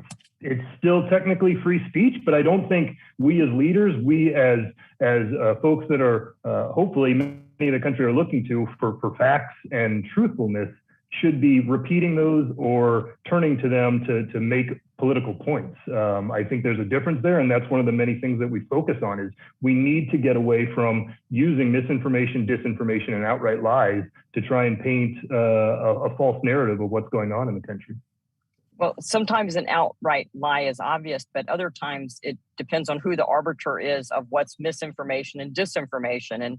And I can say that both as a military veteran and as a physician and former director of public health in response to comments I've heard about infection-acquired immunity and for COVID-19. So I think I understand your point, but that leads us down this slope of who is it and what authority is it that then determines what speech is misinformation or disinformation. But I do understand the point you're making. Is it possible, in your experience, that there are similarities and differences in the types of target that violent extremist groups on the left and the right attack? And what can you tell us about the direction of future attacks? And I know my time is limited. I don't know if that was directed at me as well, but I'm not sure that I'm the best qualified person to answer the question as I understood it. Dr. Jones? Yeah, so just to be clear, can you what specifically were you asking? Because the data is pretty broad on this. My time's expired, so I don't think you have time to answer the question. But thank you, Chairman Chicano. Thank you, Mr. Jones, or Dr. Jones and Mr. Butler, for your responses. Thank you, Dr. Miller-Meeks. I now recognize Dr. Ruiz for 5 minutes. Dr. Ruiz. Thank you, Mr. Chairman. Today's hearing is an important step in defining the threat of veteran recruitment and radicalization by anti-government extremist organization, the motivation of these groups and why they target veterans, and how we can provide information and resources to help veterans identify these extremist organizations. What is clear is the fact that these extremist groups recruit veterans because they believe their combat experience, weapons training, and leadership skills add credibility and authenticity to their operation. Understanding that these factors are some of the reasons that extremist groups recruit veterans, we also need to investigate why veterans make up at least 25% of militia rosters, a bewildering number indeed. What is it about these anti-government extremist groups with a propensity for violence that entices those who have devoted their lives to protecting and serving our country? What role does social media and misinformation, foreign propaganda play? And to answer these questions, the answers to these questions will allow us to not only prevent our veterans from joining these groups, but also cut off extremist groups' access to combat and weapons trained individuals to further their own violent extremist agendas. Mr. Plensner, as a veteran, you have been outspoken on veterans' involvement in violent extremist groups and have expressed the need for veteran and military family organizations to remove or disassociate themselves from those who participate in violent extremist acts from their groups. Can you describe the threat that these anti-government organizations like the Oath Keepers pose to our communities and our democracies? Thank you for your question. I mean, simply put, if they have their way, there is no government of the United States anymore. Can you elaborate? What is it part of their manner, their oath, their core beliefs that makes you say that? You know, I'm extremely concerned anytime anyone bands together to form extrajudicial armed militias to take on governments at the state or local level. And we've seen similar activity in Michigan recently. That was very disturbing. We've seen similar activity in our nation's capital on January 6th. And how long have they been forming these type of militia organizations? How long have we known that they have this propensity for violence against the government? Yeah, and I think there's people on the panel who are better qualified, but at least for the last 30, 40 years, we've seen an uptick in those militias. Okay.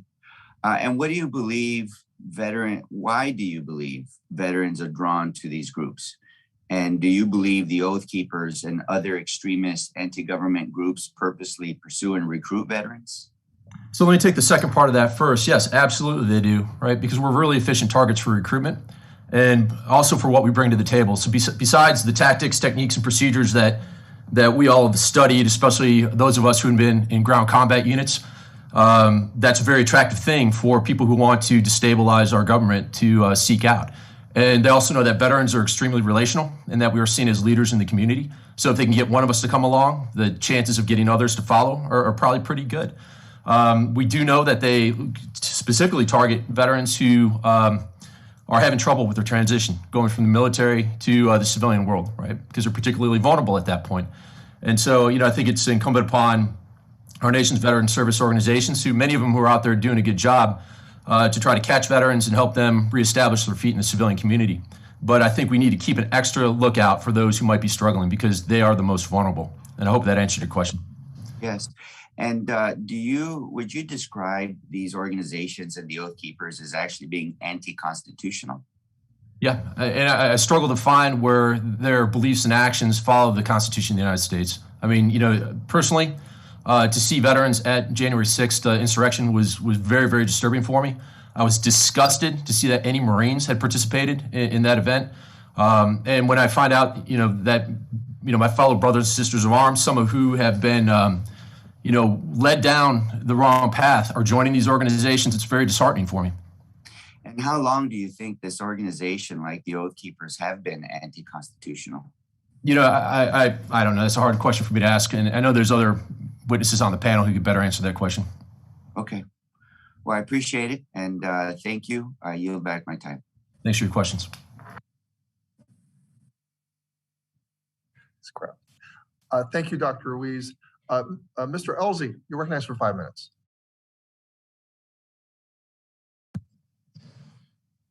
Mr. Chairman, thank you. Thanks for the opportunity to reinforce the fact that the First Amendment protects all American citizens, including veterans' right to free speech and to peaceably assemble. Of course, when anyone's actions degenerate into violence or destruction, those actions are no longer protected by speech and assembly, constitutional rights, and such actions cannot be tolerated. Violent extremism spans the ideological spectrum. Inconsistent and fluid definitions of extremism add to the lack of data of veterans participating in extremist groups and the number of veterans carrying out extremist violence. This lack of clarity adds to the concern this hearing leads to painting veterans with a broad brush that stigmatizes all veterans. I hope this hearing is not a way to undercut the veterans community and by extension, our military.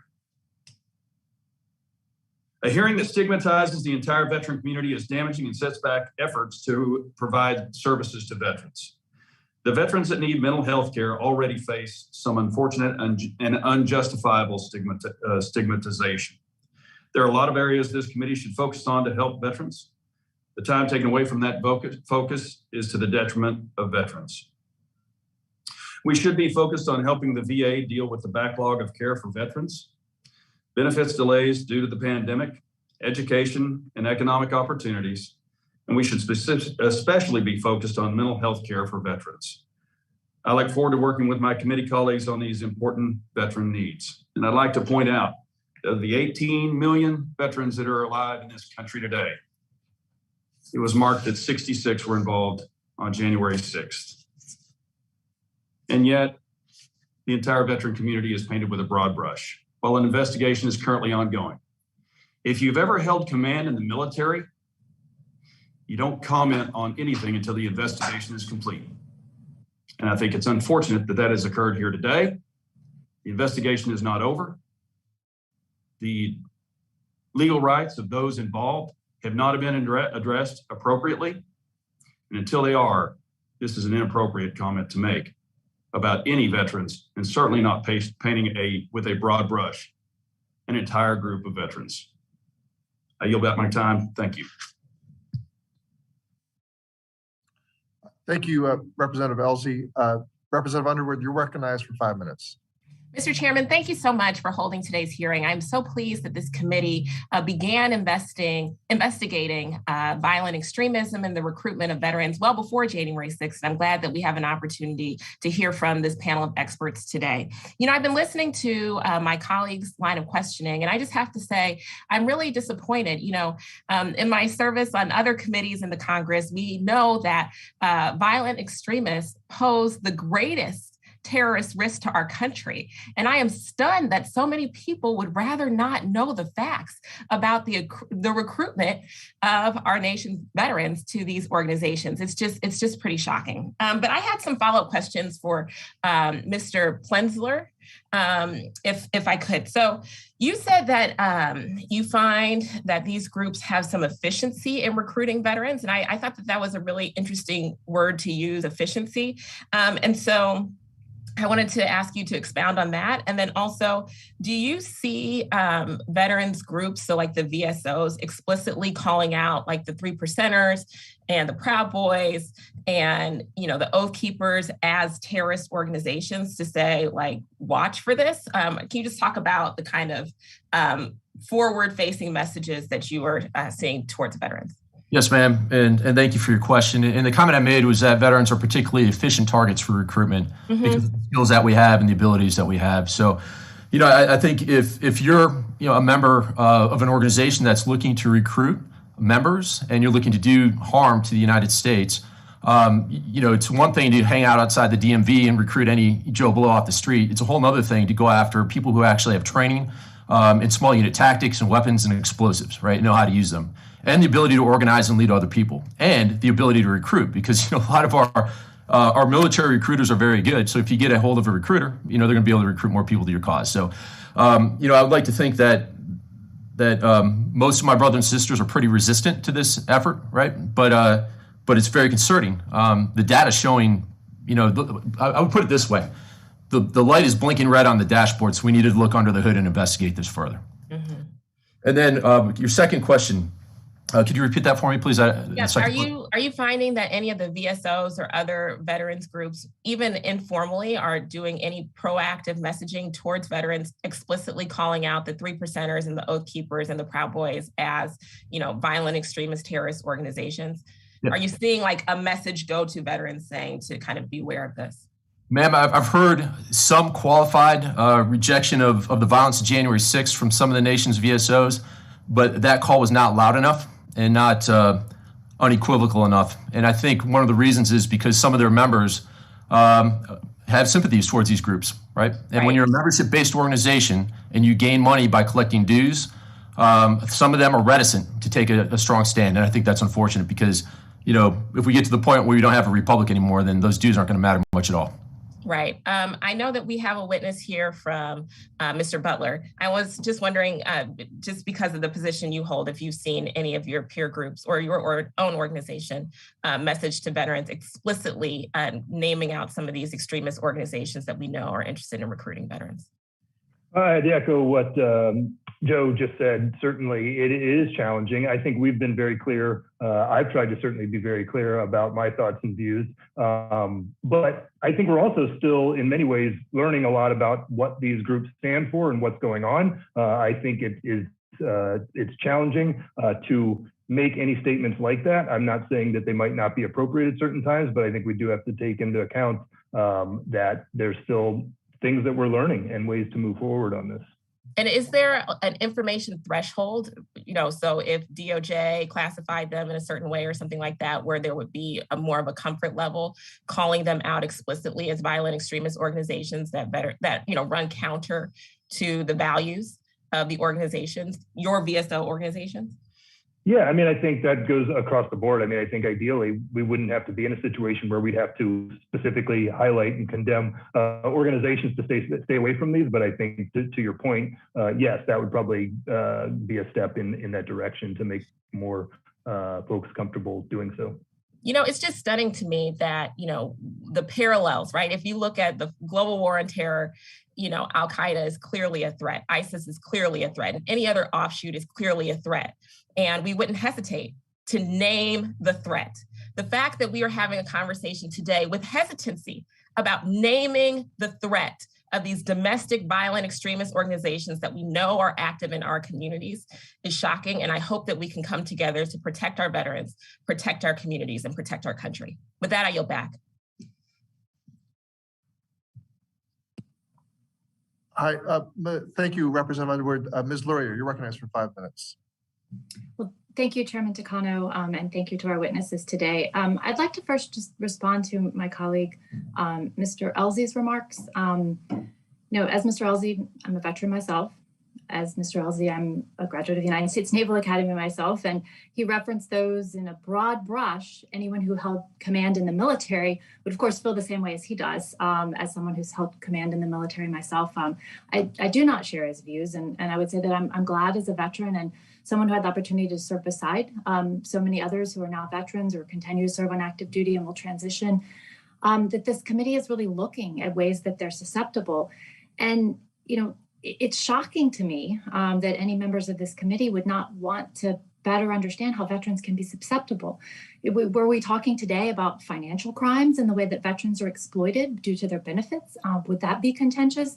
I think that the fact that we're having this hearing today, does show, in fact, that those members of this committee who find this to be a serious issue do truly value the service of our veterans and want to make sure that we protect them in any way possible. And I'd also like to say that I was somewhat shocked and aghast by the comments made by Mr. Rosendale. I really appreciate Mr. Butler's testimony. Mr. Butler, who invited you as a witness to this hearing today? I believe it was Ranking Member Bost who did. Okay, so you are the Republican witness invited to this hearing today. Correct. Yes. I know that you did respond to Mr. Banks' comments, but you were not given the opportunity to respond to Mr. Rosendale's and Mr. Elzey's. Do you have any response to those comments from your perspective and as a representative of a VSO that serves so many veterans in our community? Yeah, thank you. I think there's a lot of issues that, one, need to be addressed, and two, I think we are actually addressing all of the issues that he talked about. I certainly encourage him to reach out to our office.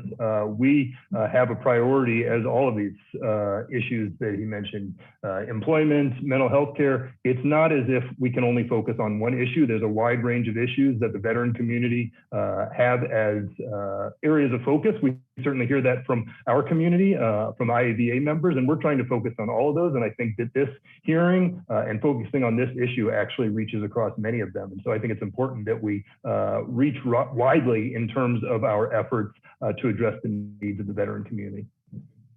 Well, thank you, Mr. Butler. And I saw Lieutenant Colonel Plesner nodding. Did you also want to reply? Yes, ma'am. I agree with Jeremy. We're the United States of America, and we can walk and chew gum at the same time. So it's not like we can either do this or that within taking care of veterans. And this is an important issue. We should never be afraid to seek the truth and take a look at what's going on within our society, and especially within the veteran community. And when I was talking to friends about this issue, I almost equated it to like cancer. You go see your general practitioner, they say, hey, we found a lump in your body. And if your general practitioner says, oh, hey, don't worry about it, you're not going to not worry about it, right? You're going to rush to an oncologist. You're going to go get some tests. You're going to determine the scope and scale of what this growth might be. And if it is cancerous, you're going to develop a strategy to defeat it. And that's all we're asking this committee to do. And we applaud the efforts of launching this investigation because it is important. It is important to know the scope and scale of these domestic violent extremist groups and their efforts to recruit veterans. Well, thank you. And in the time remaining, I don't know if Mr. Jones or Dr. Miller Idris would also like to make any remarks. And I just to add, Representative Luria, the questions I have are really with the data does show an increase in the percentage of plots and attacks, terrorist plots and attacks in the U.S., domestic ones, involving veterans as well as active duty and reservists. And the question I think we've got to start addressing is why is that the case, and how do we, as Colonel Plensner just noted, how do we start addressing those issues? The same way over the last couple of decades, we've identified concerns about PTSD, about sexual assault, about suicides, and about other issues. What's the scale and scope of the problem? What's causing it? And then how do we address solutions to it? Because as someone who's served in Afghanistan, among Somalia and other locations, I think our veterans have every right to the services required to help address the challenges here. Thank you, Ms. Lurie. I would just add that in the German investigations on this question, when the numbers also were relatively small, but the German defense minister's quote was, "Every case is a scandal." When we're talking about the armed forces, military, or veterans, or our security services, we don't want just proportionate numbers. We want much, much less vulnerability among our veterans, and it's our duty to help them be less susceptible to the propaganda and manipulative efforts. So thank you. Well, thank you. And thank you to all of our witnesses. And just in closing, I'll reiterate what my colleague Ms. Underwood said, that we started investigating this issue, looking into this issue, looking into the vulnerability of our veterans who we care about deeply, long before the events of January 6th. And I think that we can all see that was a very public display of this type of extremism. But I do applaud the chair for his continuing work for the 2 Congresses that I've been on this committee, and I yield back. Thank you, Ms. Luria. I do not see that we have any further questioning of the present panel, and so I'd like to excuse the panel. Thank you very much for your contribution and participation, your testimony, and your responses. I now would like to welcome our second panel before us.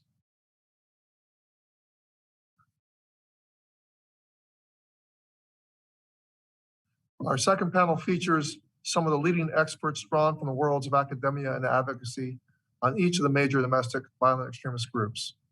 We'll hear from Dr. Sam Jackson from the University at Albany, who wrote the definitive book on the Oath Keepers. Dr. Amy Cooter from Vanderbilt University, who is a leading authority on the militia movement. Dr. Oren Siegel, Vice President of the Anti-Defamation League Center on Extremism. And Dr. Heidi Byrick, co-founder of the Global Project Against Hate and Extremism.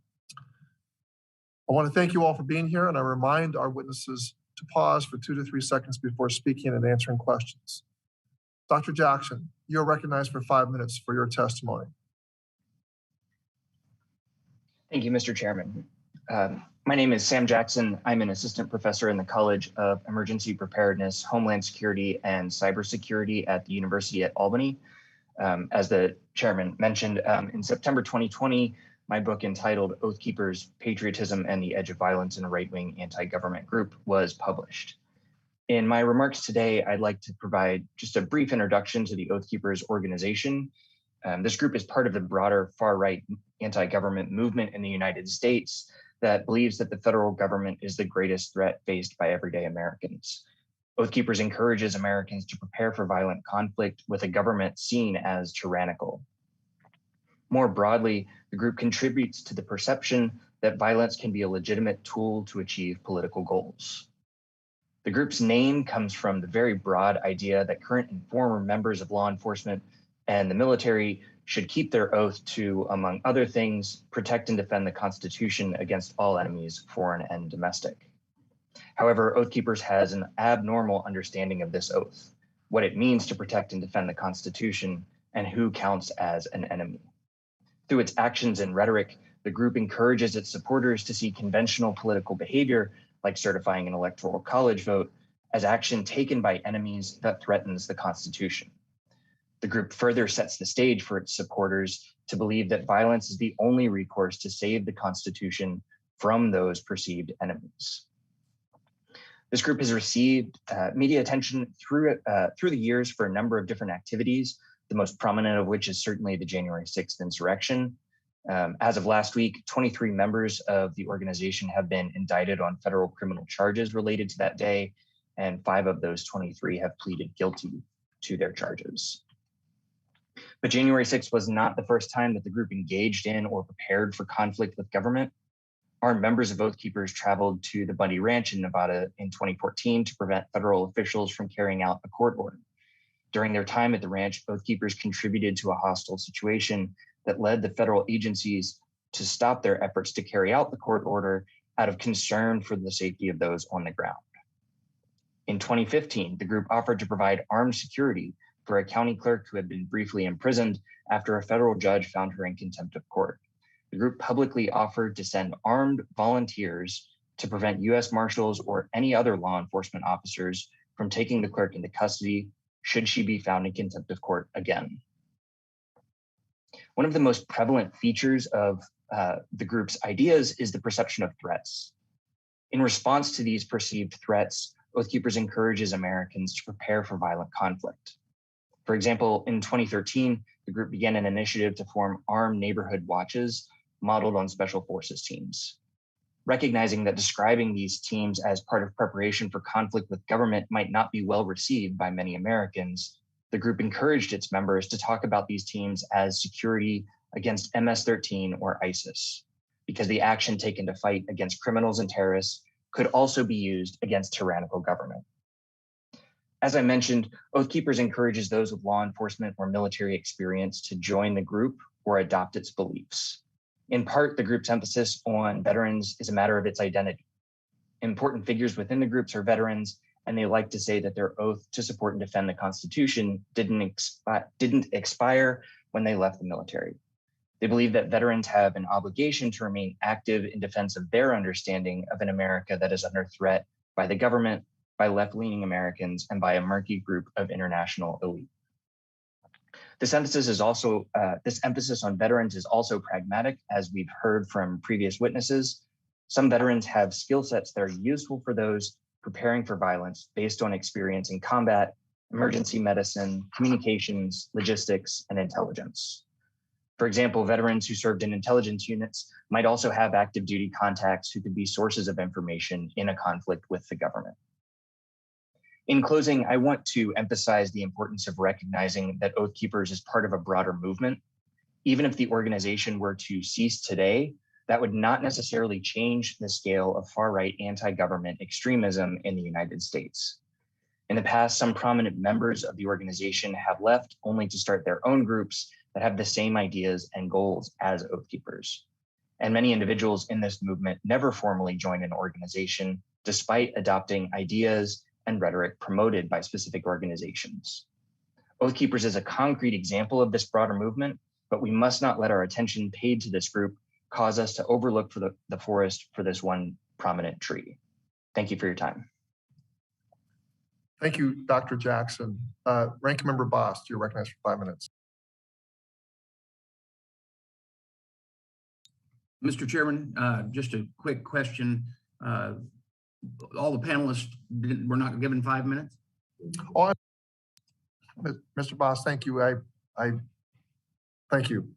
I now call upon Dr. Cooter for 5 minutes.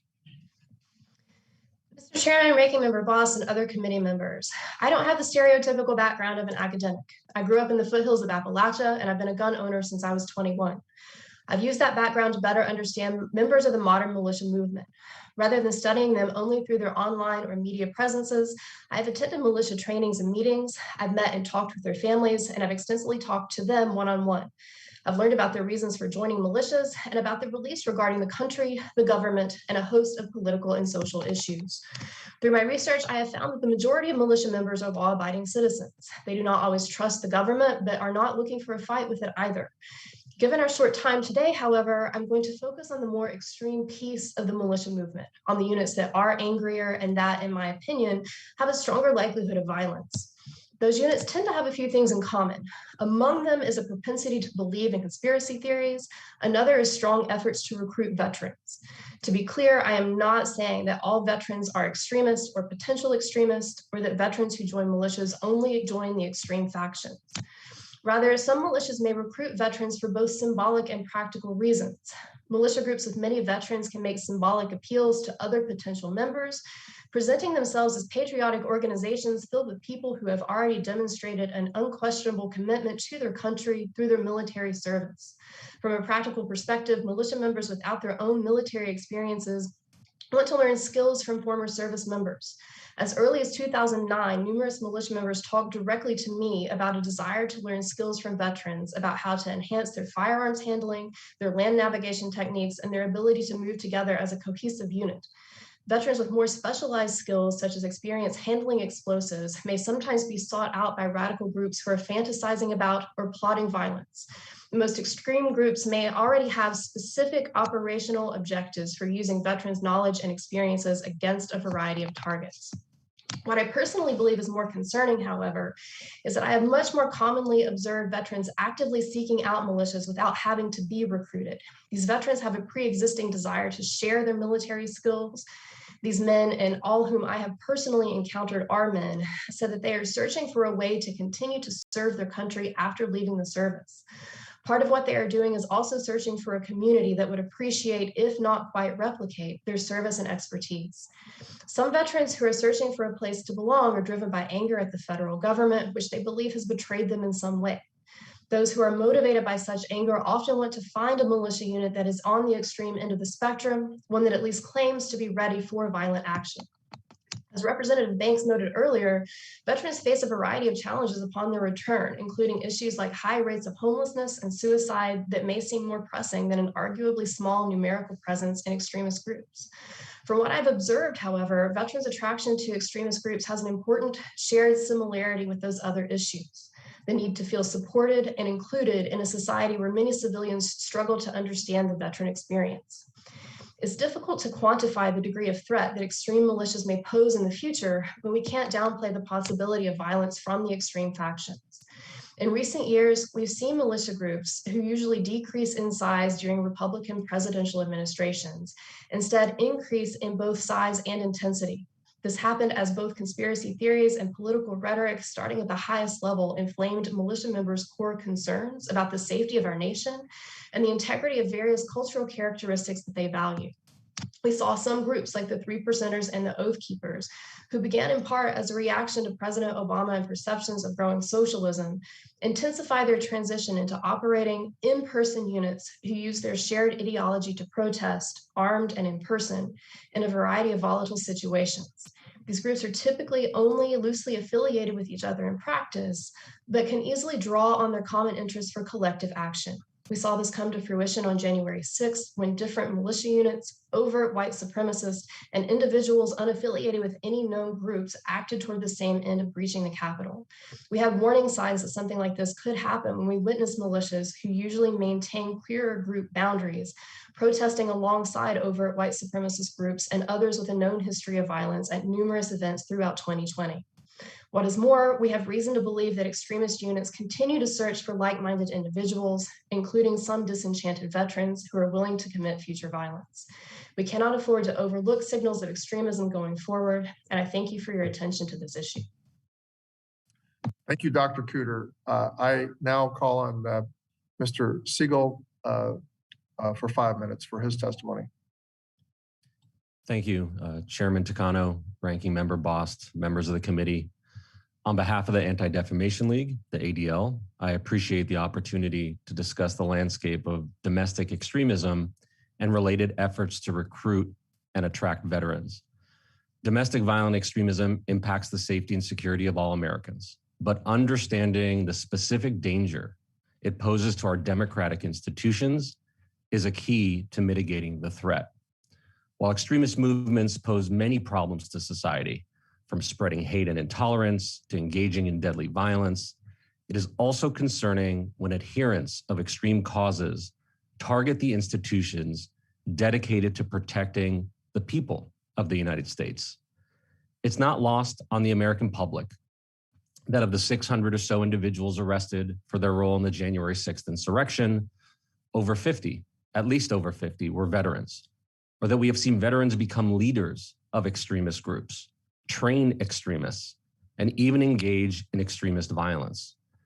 We continue to observe and document how extremist groups and movements seek to target veterans for recruitment.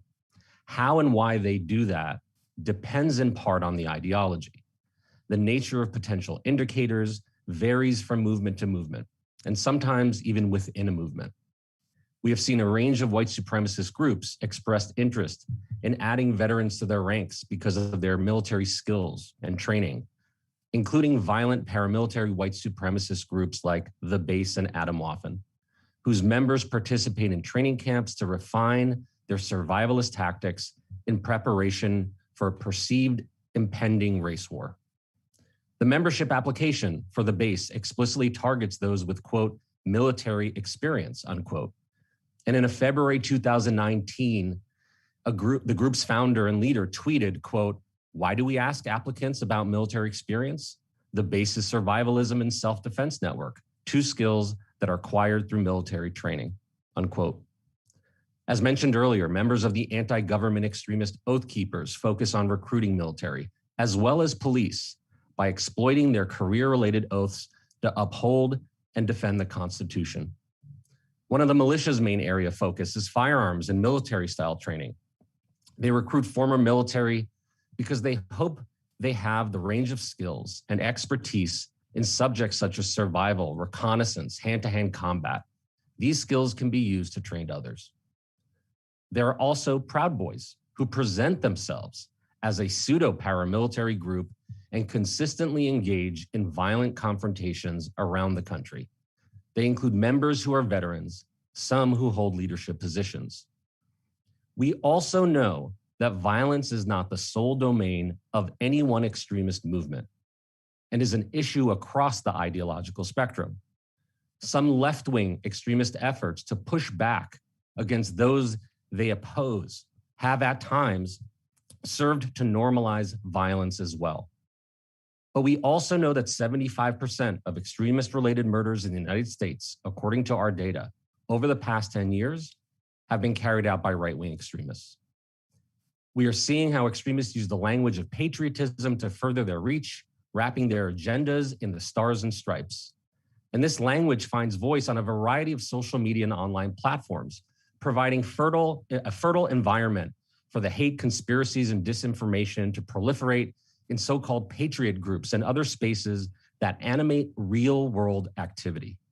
To mitigate the threat of extremism, we must understand efforts to recruit our veterans, as well as our military and law enforcement more broadly, not just because of the erosion of trust that it creates, but because they have an outsized negative impact on the safety of our communities.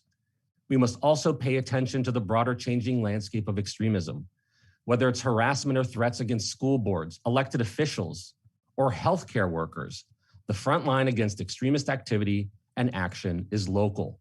It is close to home, trying to creep into our institutions, eager to prey upon our heroes and our vulnerable. The issues of extremism in the veteran community is complex. And in closing, I urge the committee to consider how the Department of Veteran Affairs and related agencies can become better informed on the threat of extremists' attempts to recruit our nation's veterans, to help veterans in transition become more aware of those risks, and consider how we can help bolster veteran resilience in the face of attempted recruitment and radicalization. As we explore what can work, what has worked, and what is needed, we can better prepare America's veterans to reject extremist efforts to conscript them into the cause of hate and violence. Thank you for your time. Thank you, Mr. Siegel.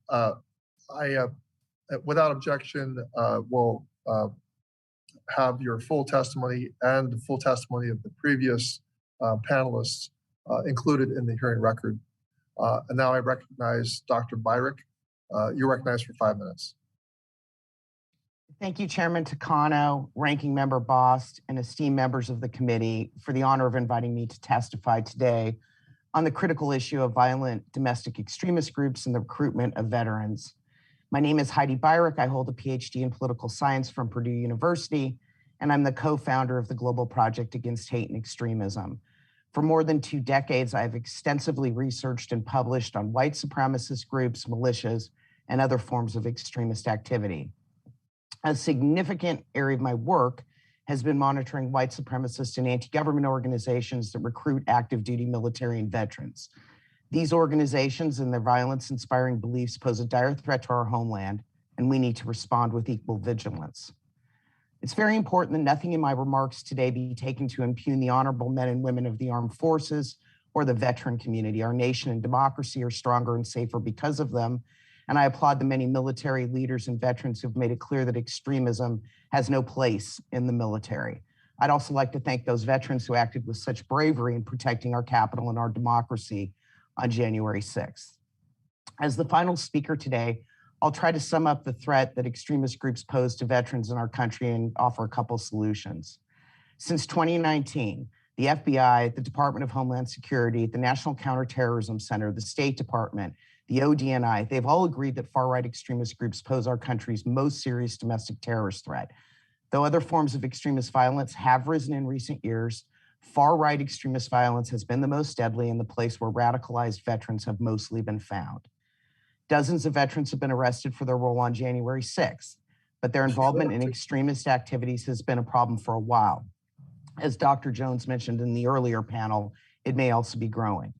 The University of Maryland has analyzed military backgrounds of individuals who committed extremist crimes from 1990 through the first 6 months of 2021 and found 354 individuals with military experience.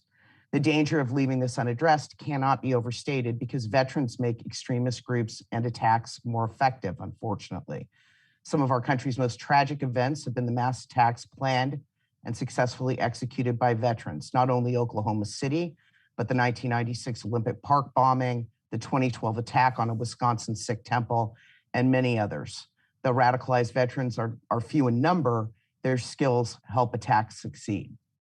Recruitment of veterans has been a goal of white supremacist and anti-government groups for decades, and their aggressive tactics to do so, particularly online, work. According to one estimate, roughly 25% of active militia members are active duty service members and or veterans, and former soldiers have led violent white supremacist groups. Military training is seen as vital to achieving these groups' goals, whether that be a race war or a battle with the federal government. The reasons are obvious. The training soldiers have in tactics, weapons, bomb making, leadership, all of which may increase the possibility of a successful attack. The tactical knowledge these groups desire was on display January 6th, where members of extremist groups, the Oath Keepers and the Proud Boys that have been discussed today, used military formations to assault our capital. Veterans also convey a legitimacy on hate and extremist organizations and can make additional recruitment easier. The military is rightly one of the most trusted institutions in our society, and extremist organizations aim to leverage that trust for their own ends. Let me just speak very briefly about things that can be done to help with this situation. We clearly need better data about the nature of this threat, what it looks like, and data sharing across government agencies about the problem, for example, between the FBI and the Department of Defense. Some of these suggestions have already been mentioned earlier. Preliminary evidence shows that recruitment efforts strategically target and exploit vulnerable veterans, those who experience involuntary separation from the military, or those who believe their active duty service has gone unrecognized. We need to know more about the how and the why that veterans are radicalized and what could be done to stop those processes. Also, there needs to be a whole of service approach here, starting with screening procedures for new recruits into the military, regular education on the dangers of extremist groups for soldiers. Obviously, if we stop extremists from entering the ranks of the military, we are less likely to have radicalized veterans later. And the tradition to civilian life and the Department of Defense's activities there are of critical importance to bolster veteran resilience and also to let them know about the groups that try to recruit them. Veterans organizations matter here as well. Many spoke out against what happened on January 6th, and that mattered. And finally, the role of the VA. We hope that the VA can be a powerful entity here in stopping the extremist ability to recruit veterans. Thank you for your time and attention. Thank you, Dr. Byrick. Without objection, your written testimony, along with all the other panelists, will be included in the hearing record in full. I now recognize myself for 5 minutes of questions. So I'll begin with you, Dr. Byrick. We've heard a lot of significant and insightful testimony this morning. And now that we've reached the end of both panels, I'm wondering, Dr. Byrick, if you could sum this all up for us. In particular, we've heard about these different groups, such as the Oath Keepers and the Proud Boys. What I want to know is, as an expert in the field, which of these groups do you think poses the greatest threat and why? And which of these threats keeps you up at night? Well, what I'm most concerned about, there are obviously a range of extremist groups, but is the ones that have engaged in violence that are the ones that are the most concerning. So the Proud Boys, for example, and Orrin already mentioned this, have been involved in all kinds of violent activities across the country repeatedly, not just January 6th. That's the kind of organization that keeps me up at night, plus the lone wolf. Many of the mass attacks that we've seen committed by veterans, Oklahoma City being the most notable and the most deadly, are committed by lone actors who have been radicalized into white supremacist or anti-government beliefs, and then are willing to use violence to act on those beliefs.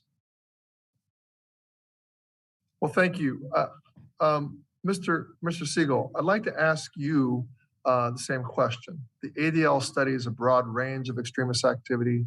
From what you've seen, which are the key threats that keep you up at night? Thank you for the question.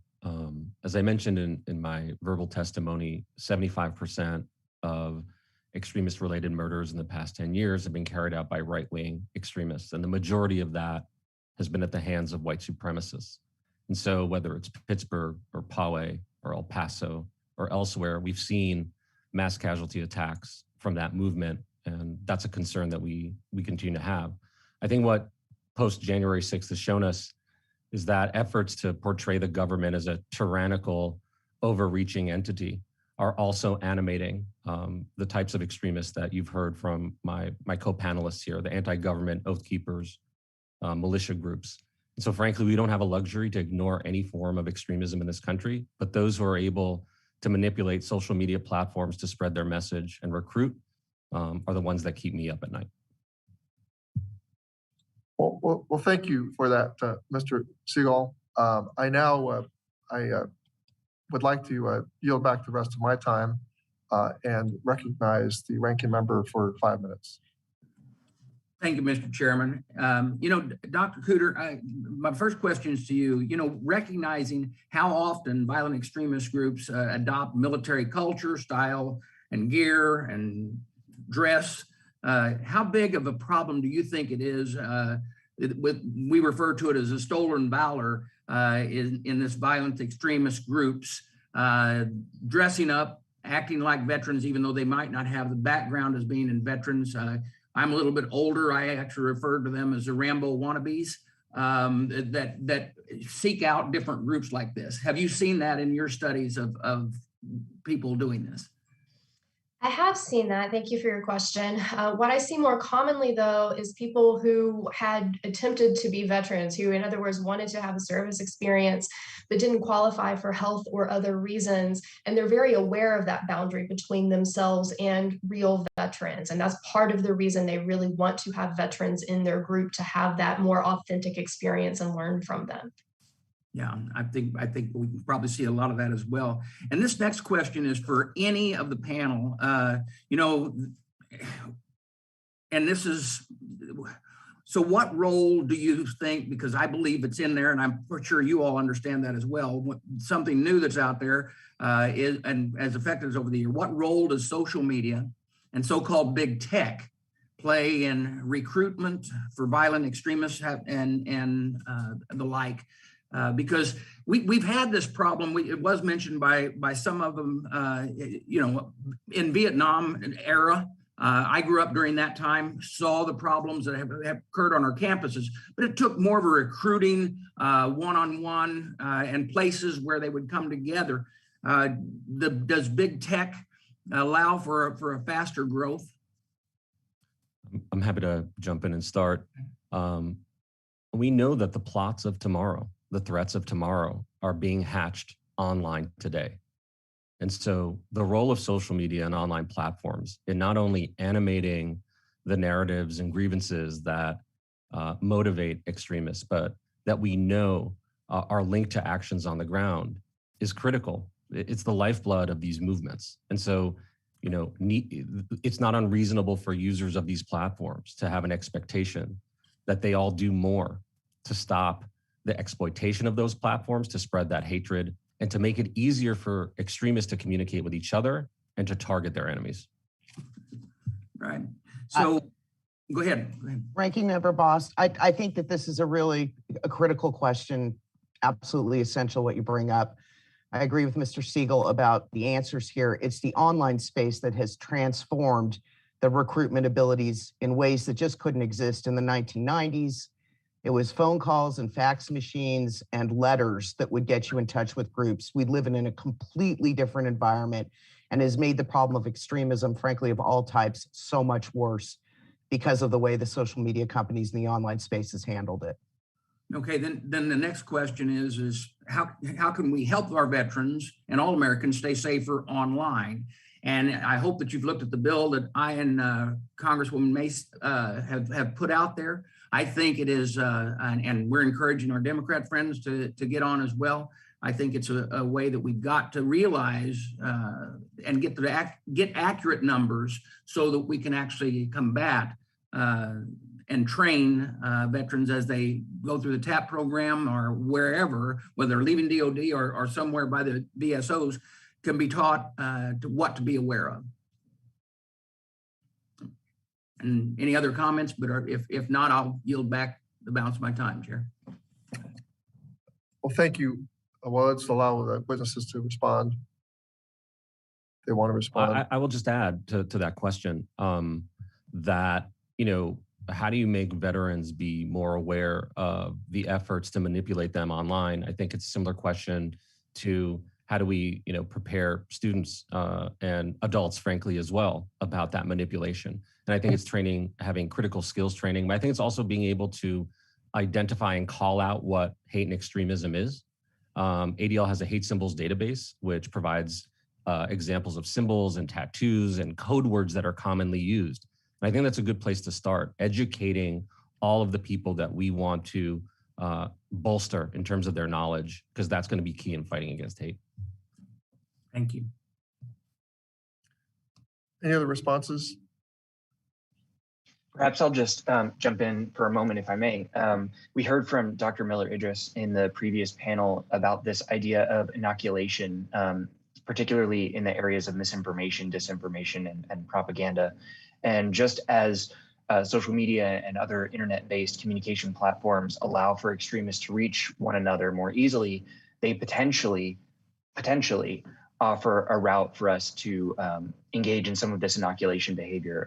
And I think that various agencies, whether it be the VA or VSOs, should investigate some of the research being done by some of Dr. Miller-Idris's colleagues at Peril at American University. I'm thinking particularly of Dr. Kurt Braddock, who's doing some really innovative work around inoculation in this space. Well, thank you. I now will recognize Mr. Mervan for 5 minutes. Mr. Mervan.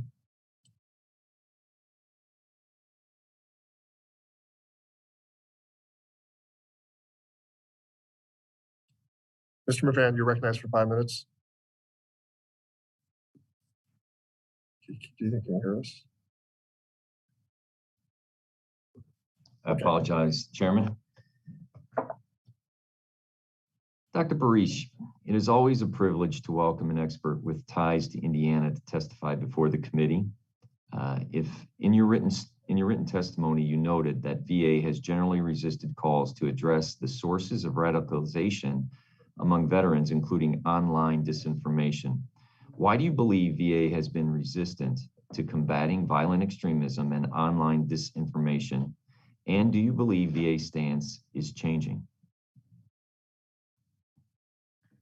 Thank you so much for your question and for the shout out to Indiana. It's an important question you ask about this past reluctance to deal with this particular issue. I will have to say for some time in multiple administrations on different sides of the aisle, there has been a reluctance to take on the issue of radicalization, in particular when it relates to white supremacy and militia groups. And I think this might be a reflection of that. But I get a sense that there's a different feeling at the VA now. The secretary has talked about this, said he is working with other groups to address this. And I think the VA could play a powerful role, as it does in so many different issues, in helping veterans who are approached by extremist groups and also giving them the information that they need before such an approach might happen to, inoculate them from the possibilities of this having any effect. I think there's just a real lack of knowledge about the extremist groups that recruit veterans, what they believe, what they're up to, what their nature is, both for active duty service members and for veterans. And I feel that that the winds have changed and we may be seeing a better future on this front. Thank you, Doctor. Doctor, also, the House Appropriations Committee has called on VA to establish a comprehensive evidence-based program to educate veterans about malign influences. I believe that this would be a step in the right direction. Having said that, what do studies of extremism tell us about the most effective strategies for combating violent extremism ideology online? There's a range of issues when you talk about the online space. One of them starts with the social media companies, and what you're asking about is a big, very important question. The social media companies themselves have got to be much more consistent and transparent about the way they deal with content moderation and violence-inspiring ideas that they're hosting on their websites. Many of us will remember that, for example, Facebook did not remove accounts of the Proud Boys until far too late in the fall of 2020. That whole ecosystem needs a hard look at and frankly, congressional oversight to figure out what they're allowing to proliferate on their platforms and what they aren't. But the other side of this issue is informing veterans themselves, active duty troops, to be aware of what extremist content looks like, how it functions. So there's sort of a supply and demand side to this particular issue, both of which need to be addressed and dealt with. And is the VA consulting with you and other experts on these topics and programs? If so, what has been the nature of those conversations? Again, thank you for your question. I have not been consulted by the VA. I have spoken to some members in the various branches of the Department of Defense, in particular their investigative arms, about issues of extremism. I thank you very much for your testimony today and to all the witnesses being here. With that, Chairman Takano, I yield back my time. Thank you, Mr. Burban. I understand that Mr. Cawthorn is trying to get on the platform until such time as we can get him technically on the platform. I'm going to now go to Mr. Brown for his 5 minutes of questioning. Thank you, Mr. Chairman. I'd like to ask Mr. Siegel or Segal, in the fiscal year 22 NDAA, I offered an amendment that would address extremism in the armed forces. It included a provision that would require the Secretary of Defense to provide education materials to soon-to-be veterans via the Transition Assistance Program to defend against recruitment by extremist groups. You mentioned this program in your testimony as well. How else can the Transition Assistance Program be strengthened to help transitioning service members be prepared against the threat of recruitment by extremist groups? And as you're answering the question, perhaps you can address what additional tools and resources can we equip soon-to-be veterans with?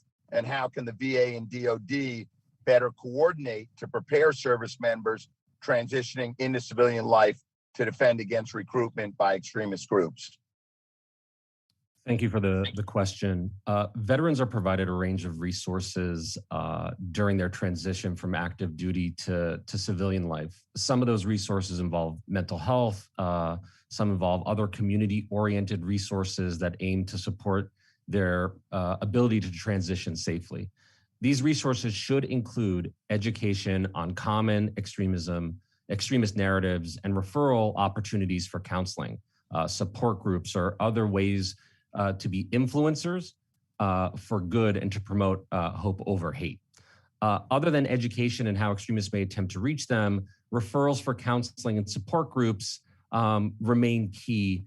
We have called for such research into these potential solutions as well, including looking into whether public health style prevention programs, such as those funded by DHS, may be transferable. And ADL would be happy to review those. And then lastly, there is a significant overlap between information that DOD would need to know for active service members and that which the Department of Veteran Affairs would need to know to provide services to veterans after they have separated. I'd recommend that they form a joint task force to share information and counseling and the resources there, and request that the departments be more transparent as well in how they see these challenges and what they're doing about it. Thank you. Dr. Byrich, we last spoke about extremism in 2020 at a military personnel subcommittee hearing in the Armed Services Committee, and I want to thank you for your assistance in assisting me in crafting the amendment in the NDAA to address extremism in the military. particularly with respect to improving data collection. As I know you're aware, you've spoken to the fact that the FBI has an international terrorist organization list, but it does not publish one for domestic violent extremist groups. How would you like to see the FBI coordinate with the VA related to data collection broadly as it relates to veteran participation in domestic violent extremist groups? Thank you for the question. Also, thank you for that work that you did on the NDAA. It's so critically important. I think in general, we have had for some time now a breakdown in sharing of information between the FBI on evidence they have about veterans and extremist groups and other agencies generally. And that's already, in the public domain. And I think that needs to stop. There's also a general failure, from various cases, for example, around Atomwaffen, of sharing of information between the National Guard and the Department of Defense in general. And the whole data situation, I think, needs a really hard look at what data is being collected, what it tells us, how it's being shared in the appropriate ways. And I think that this is actually a really serious issue because without good data, and this was brought up in the prior panel, we don't really know exactly what it is we're looking at. Right, and just a quick follow-up, how useful would it be for the FBI to have a formal list for domestic violent extremist organizations as it does for international-based groups? Thanks again for the question. I have to say I have some reservations on that front. The history of our country in terms of government blacklists can change shifting on the winds. I'm thinking about, for example, Martin Luther King being targeted by the FBI in the 1960s for legitimate activities. That said, there are a lot of organizations out there, representatives of them have been included on these panels, that have really good information about extremist groups that can be shared and looked at, and I would encourage that discussion to happen. Thank you, and I yield back, Mr. Chairman. Thank you, Mr. Brown. I now call upon Representative Luria. Mr. Cawthorn is still having trouble getting onto the platform. Ms. Luria, you're recognized for 5 minutes. Thank you, Chairman Takano, and I want to thank our second panel of witnesses. And I'd like to first address this question to Mr. Siegel. We've talked a lot about violent extremism, and within that, we've seen an increased prevalence of anti-Semitism and anti-Semitic incidences, the Tree of Life Synagogue, the events that happened here in my state of Virginia a few years ago in Charlottesville. And these ideas of the extremism that we see, it seems to me that they feed on racism, and racism feeds on fear-mongering. And even your own organization has been at the center of some controversy regarding this and been called racist itself for calling out these activities.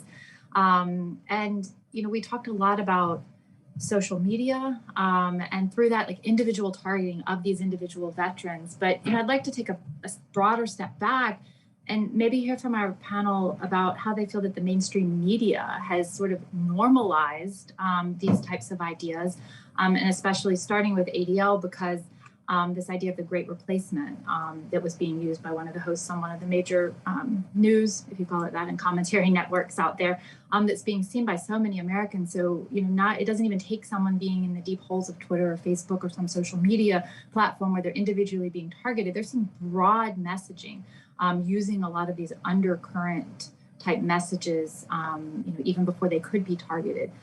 So can we start with Mr. Siegel about how mainstream media is influencing this and making people, especially veterans, since we're talking about that, more susceptible?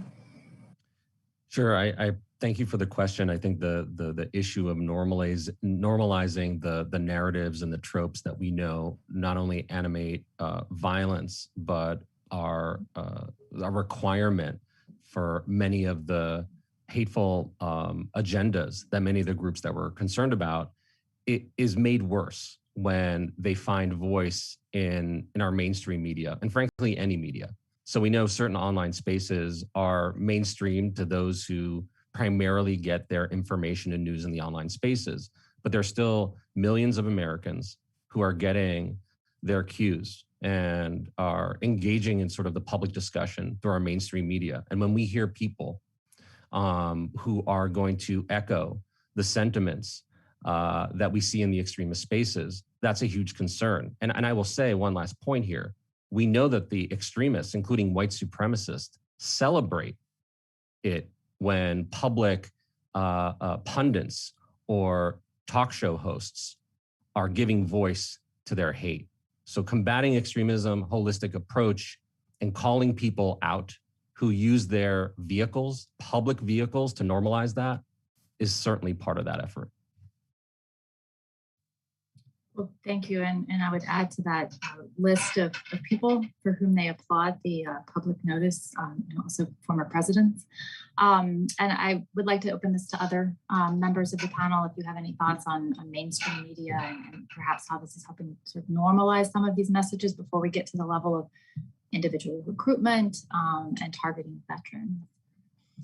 I will just add, among the folks that I study, they attend to a variety of media sources, not just the social media platforms, not just mainstream media, but a variety of different sources. And they see themselves as being very critical of the messages that they hear, regardless of the source. But what I see is that more exposure equals more belief. So I do think that this is a very important question. And I'd echo everything that Oren was saying here as well. Thank you. Dr. Jackson, did you want to comment, or Dr. Barrett? I would just like to thank you for bringing up the issue of the Great Replacement as a particularly scary and noxious conspiracy theory, because it is what motivated attacks in Pittsburgh and El Paso and so on. And the fact that this has been coming from a quote unquote mainstream media outlet is particularly terrifying. Thank you. Dr. Jackson? I will just echo what my co-panelists said and say that I think that they've addressed this question very ably. Well, thank you. And thank you to our panelists and for the work that you're doing on these issues. And I think this is an important part of the discussion, to understand all the sources of information that not only our veterans, but our communities more broadly are hearing, and how in the rare and dangerous cases, those can be transformed into violent activity, which is, I think, is the purpose of our hearing today, to understand how we can prevent that and how we can keep our veterans who might be most vulnerable and susceptible to this type of messaging, to keep them safe and to go further, because as the purpose of this committee is to care for our veterans in all ways. So many of those people, maybe also people who need care of other types. And so to go back to our discussion with the first panel, I think this is part of a broader discussion into providing holistic and comprehensive care for our veterans. And I thank the chairman again for having this hearing. Thank you, Representative Luria. I understand I have a number of members who wish to be recognized, but I'm going to prioritize those that have their cameras turned on. And Ms. Underwood is in the queue, and she's got her camera turned on. So Ms. Underwood, I recognize you for 5 minutes. Well, thank you, Mr. Chairman. Today's hearing is timely. The threat posed by domestic violent extremism is rising and rapidly evolving. One critical area of focus in combating these threats must be on the efforts of domestic violent extremist communities to recruit veterans to their hateful ideologies and violent methods, a trend that's despicable as it is dangerous. We need evidence-based solutions to address this issue. But before we can invest in evidence-based solutions, we need evidence. And when it comes to data on the recruitment of veterans by domestic violent extremists, there's still too much that we don't know. I'm so glad that Mr. Siegel, who leads the Center on Extremism at the Anti-Defamation League, has joined us. He's been such a great partner in my work to address these threats. And the center has provided really rich data sets on extremist incidents across the country that have furthered our understanding of the proliferation of domestic extremism beyond what current federal intelligence alone could provide. Mr. Siegel, as we attempt to answer questions about efforts by domestic violent extremists to recruit veterans to their cause and the effectiveness of those efforts, what are the important demographic data points that would be most important to collect and analyze about the veterans being targeted? Thank you so much for the question. So I think the Office of the Director for National Intelligence, DHS, the FBI have released information within the last year about the top threat to Americans being domestic extremists, notably white supremacists. Right. Now, we need more transparency, including but not limited to the transparency provisions in the much needed Domestic Terrorism Prevention Act. But I think that is a start. But when we're looking at the type of data that may inform our understanding about how veterans are being targeted, I think we have some tools that are useful clues as to where this might be happening. So I bring people's attention to the ADL heat map on our website, where we have 6 different data sets, including terrorist plots and attacks, extremist-related murders, events, flyering. These are all indicators of potential activity in communities which may try to prey upon those in that area, including, of course, veterans. And so each one of our representatives here are able to look at their district, their state, and see for themselves some of the data, some of the activity that is happening in their area. And so I think Mr. that's the Siegel? first step. Yeah. Yes, we're familiar with your current tools. We appreciate your tools. We use them. My question is, what new demographic data points do we need to be collecting nationwide and analyzing to give us the information to understand the nature of the threat to our nation's veterans? So I think specifically to veterans, it's about how many veterans may have been involved in the activities that we are tracking. I think there is some data there, but it's not complete. I think there's data from veteran organizations themselves about internal information about what kind of trainings they're being provided in terms of preparing them to respond to those threats. That's a data set that would be useful too, and then be able to see how effective it is. So I think those are 2 ways in which we can try to better understand the issues within our veteran communities, and then find ways to actually push back against them. Okay. One of the ways that we know that many veterans have been targeted and recruited is on these online settings where the extremist groups so often spread egregious disinformation targeting veterans. And in my work on the House Appropriations Committee, I've been working to address the rise in online extremism, including through report language that I advanced through the committee in July. My language directs the Department of Homeland Security to assess how an independent nonprofit clearinghouse could be established to proactively investigate public online extremist content while safeguarding civil liberties. Mr. Siegel, your center has been a national leader in this type of work. What lessons can we learn from monitoring online threats that would apply effectively to monitoring online recruitment of veterans by domestic violent extremists? Mr. Siegel. Yeah, go ahead. Thank you. Yeah, we must do better in providing advance warning about some of the activities that we're seeing, and that's why we have proposed an independent clearinghouse as part of our Protect plan, in the hopes that it's not just scouring the internet looking for protected speech, but so that someone reviewing the dark corners of the internet can look for signs of attack. Only after criminal behavior is suspected would we expect this clearinghouse to make a referral. And frankly, the amount of threats and activity that are related to extremism are vast. Okay. Thank you so much, Mr. Chairman. I yield back.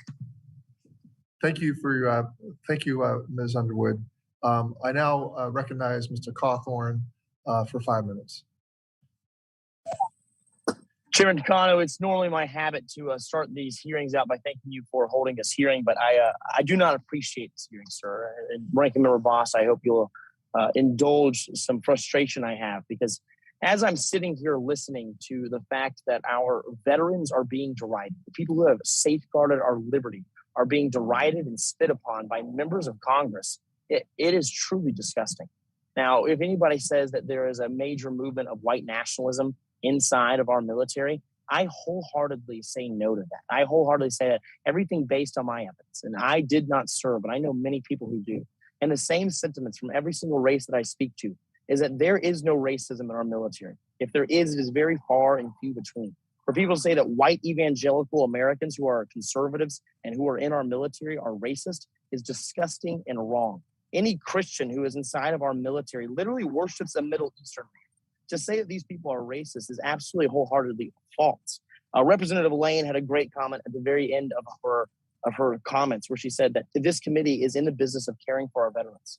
But I do not believe that this committee hearing that we're having today, where we are trying to paint every single veteran as if they are some kind of extremist, is right. I just heard Dr. Amy Cooter with our opening statement, start attacking the idea of having militias in our country. And I understand that she used some special words and things to say that, oh, no, I'm not against all militias. But unfortunately, having a militia is a protected right within our Constitution under the Second Amendment. And I believe it is disgusting to say that there is extremism and that we need to root out extremists inside of our military, inside of our veterans. I will tell you right now, when I consider what's going on, and when we have seen many members of Congress and members of the Senate ask point blank to members of the Department of Defense to define the extremism that they are trying to root out, and they cannot give us a clear definition, it becomes clear the actual way that they're trying to find extremists is anybody who would vote for a Republican. The only extremism I am aware of that exists in a large manner inside of our military is an extreme level of patriotism. These men and women who put uniforms on to defend our rights and defend our country are heroes. And when they leave the military and our veterans, they should be honored with the gratefulness of an incredible nation that says, thank you for your service. Now, I apologize that I'm not in a formal office as many of you are with a flag behind me.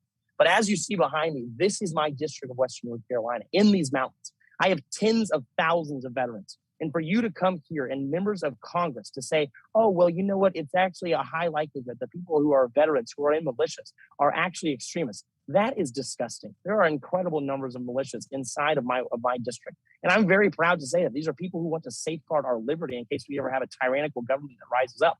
And my friends, I am disgusted and saddened to see that we have members of Congress deriding veterans. You should all be ashamed of yourself. Dr. Cooter, I would like to point a question to you. Are you anti-militia? Mr. Cawthorn, I believe that you actually missed all of our opening statements, and I would encourage you to review the film on that, because if you would have heard me, you would have heard me say that I've been a gun owner since I was 21. I grew up in the foothills of Appalachia, and I have very close personal contacts with members with militia members across the country. I'm frequently accused of being a militia apologist because I actually try to focus very frequently on how many of them are law-abiding folks. But the focus today is on that extreme element and the potential danger that that extreme faction specifically can pose to our veterans and to our country. Thank you very much for backing that up and saying that you don't think that many members of militias are extremists. I'm glad that you're a gun owner. I'm happy to respect your Second Amendment rights. I did watch your opening statements, and I was just saddened to hear that this entire committee hearing is about finding extremists inside of our veterans. Our veterans right now, specifically ones who served in Afghanistan, are feeling an incredible amount of sadness and of shame of the way that our government has handled themselves. And so to say that now we're going to start looking for extremists within their ranks, this is another demoralizing move, and it is wrong. And Chairman Takano, I'm very sad, and normally I believe that you are a great patriot. But to hold this committee hearing, I believe is completely unjust. I believe it's completely wrong to characterize it as if there is anything more than a fractional percentage of members of our veterans community who are extremists and who hate this country and who hate people because of their skin color. It is wrong and it is not true. Stop looking for extremism inside of our military because it does not exist. Give the people the honor that they deserve. With that, I yield back. Thank you, Mr. Cawthorn. I now recognize Dr. Ruiz for 5 minutes. Dr. Ruiz. Thank you, Mr. Chairman. Dr. Jackson, some individuals believe groups such as the Oath Keepers have been misunderstood and that they are pro-Constitution and pro-freedom and not anti-government. Do you believe this to be the case, or do you believe that the Oath Keepers are an anti-government extremist group with a propensity for violence? Thank you for your question. I describe Oath Keepers as an anti-government organization. While it is true that there are isolated cases of members of the organization expressing support for elected officials or for other people who serve in government, the overarching theme of Oath Keepers as an organization is the perception that the federal government and some state governments and local governments are tyrannical, are prone to overreach, and that the proper response to policies with which they disagree is conflict, which may include the use of violence. As I mentioned in my oral testimony, they have not hesitated in the past to either take their guns to various situations or to publicly state that they are prepared to do so. Additionally, the Oath Keepers state that they defend the Constitution and fight against what they deem unconstitutional by the United States government. And under Article 3 of the Constitution, the power of judicial review is vested in the Supreme Court. Isn't that correct? I will say here that I am not a lawyer, and I defer to legal experts to deal with I think you understand that we have three branches of government, and the judicial branch interprets what is constitutional and what is not constitutional. Correct? That is certainly my understanding. Okay, so they're the arbitrators of which is built in our Constitution, of what was defined as either unconstitutional or not constitutional. So if the Oath Keepers, therefore, if they determine in their view what is constitutional and not constitutional and act accordingly, either through violent militia, armed extremist means, or by not following the laws or policies that are put in place, then aren't they undermining the role of the Supreme Court within our Constitution and therefore undermining the Constitution itself? I would agree with that statement. There is one of the foundations of the American way of life is rule of law. And when individuals take it upon themselves to empower themselves above judicial bodies to interpret what the law is in contravention of those political institutions, that undermines the rule of law in the country. Correct. And I think that wouldn't those individuals who are armed and organized and follow this this philosophy of taking it upon themselves to determine what is constitutional and not, and undermining the Constitution and the judicial branch role, wouldn't you say they would become more dangerous because of their violent tendencies?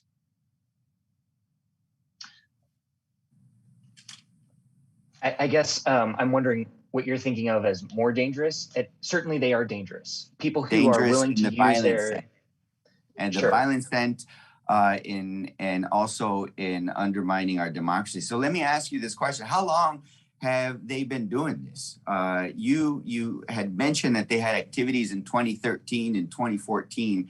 How long have we known, or had it been known to the public, that they held these extreme views and were pro-militia and were single-handedly determining what was part of their what they thought was constitutional or not?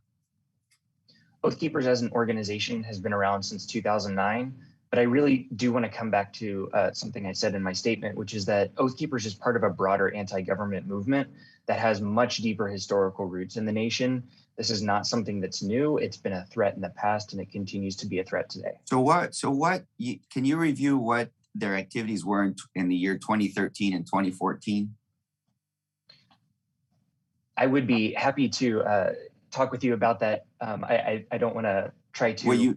You mentioned mentioned things off the top of my head. Well, you mentioned it in your testimony, so we can review your testimony on that. But it seems to me that they had these militia, anti-government, extreme views, even in 2013, trying to organize what they determined was constitutional or not constitutional, correct? When the group launched in 2009, that was the underwriting theme of why they launched. That was their motivation, this perception of federal tyranny. Okay, thank you. I ran out of time. I yield back. Thank you, Dr. Ruiz. I now call on Mr. Gallego for 5 minutes.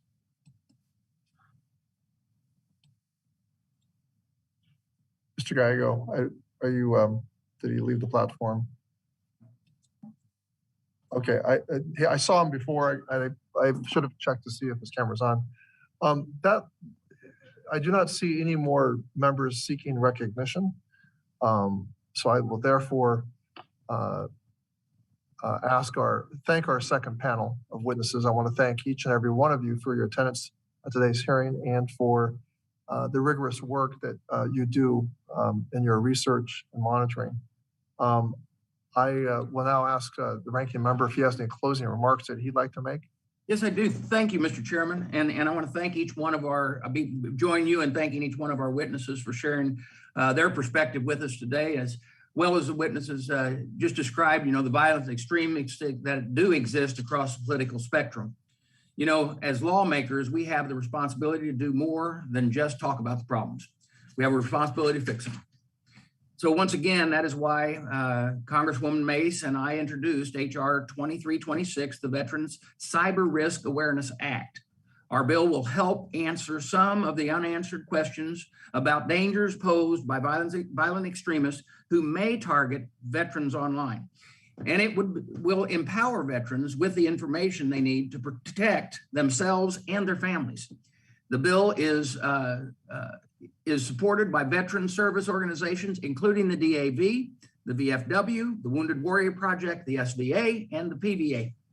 And it was considered during a subcommittee on technology modernization legislative hearing last week. One comment, I sent you back some of my edits. Mr. Chairman, that HR, I'm going to ask if we can ask for a commitment that HR 2326 will be included in the agenda markup on October 27th, if at all possible. Ranking Member Boss, I can't commit to that at that time. I understand that our respective staffs are in discussions, but I can't commit to that specifically. But I can commit that our respective staffs are communicating about the bill, and I appreciate that you've been putting some thought. You and Representative Mason put some thought behind this. Well, I'm hoping that we can get it on to as soon as possible. We're listening to what is being said. I think that the groups themselves and many of the witnesses says these are the type of things we could do, and we've identified that there's a real problem. And I think that hopefully within the next week or two, we can talk and get our staffs to talk to try to move forward with that bill. I believe that it at least is something that's already drafted in place that we can move forward and hopefully work on the real issue and then get back to the other issues that we need to deal with the Veterans Administration and the VA. With that, Mr. Chairman, I yield back. Thank you, Ranking Member Bost. I certainly appreciate the gravity that you bring as a Marine, a veteran yourself, and the distinguished veteran family from which you hail. And I certainly appreciate the spirit in which we conducted today's hearing. We learned about the pernicious threat from domestic violent extremist groups targeting our veterans for recruitment. These groups share a singular characteristic: the propensity for violence. And they specifically target veterans for recruitment to acquire the combat experience, weapons training, and tactical and logistical expertise that they believe will enhance their violent capabilities. Mr. Siegel and Dr. Jones have provided compelling testimony and empirical data on the recent sharp spike in extremist activity. And while the increase is reflected across the full breadth of the political spectrum, it is disproportionately concentrated on the far right. And I want to emphasize that we're not ignoring that this propensity can and does exist on the left end of the spectrum, but we have to, I think, look objectively at the data, and it shows that within recent years, it is disproportionately concentrated on the far right. As our other witnesses have testified, the specific domestic extremist groups discussed today, the Oath Keepers, the Proud Boys, and the Three Percenters, and the militia movement, share a hostility towards government authority. For some of these groups, their ideology is based on their own warped and false interpretation of the Constitution. The combination of anti-government sentiment, unfounded interpretations of constitutional rights and responsibilities, and an underlying propensity for violence is a noxious mix that should concern every American citizen. Engagement with these domestic violent extremist groups has already led to significant harm to veterans, including numerous veterans being arrested or incarcerated, losing jobs, and sometimes even losing their families. Veterans have been physically harmed and sometimes even killed through their participation with such groups. The negative impact of these domestic violent extremist groups on veterans is clear. Now that we have a preliminary introduction to the landscape of domestic violent extremism, I look forward to continuing our examination of how these groups seek to recruit and radicalize our veterans.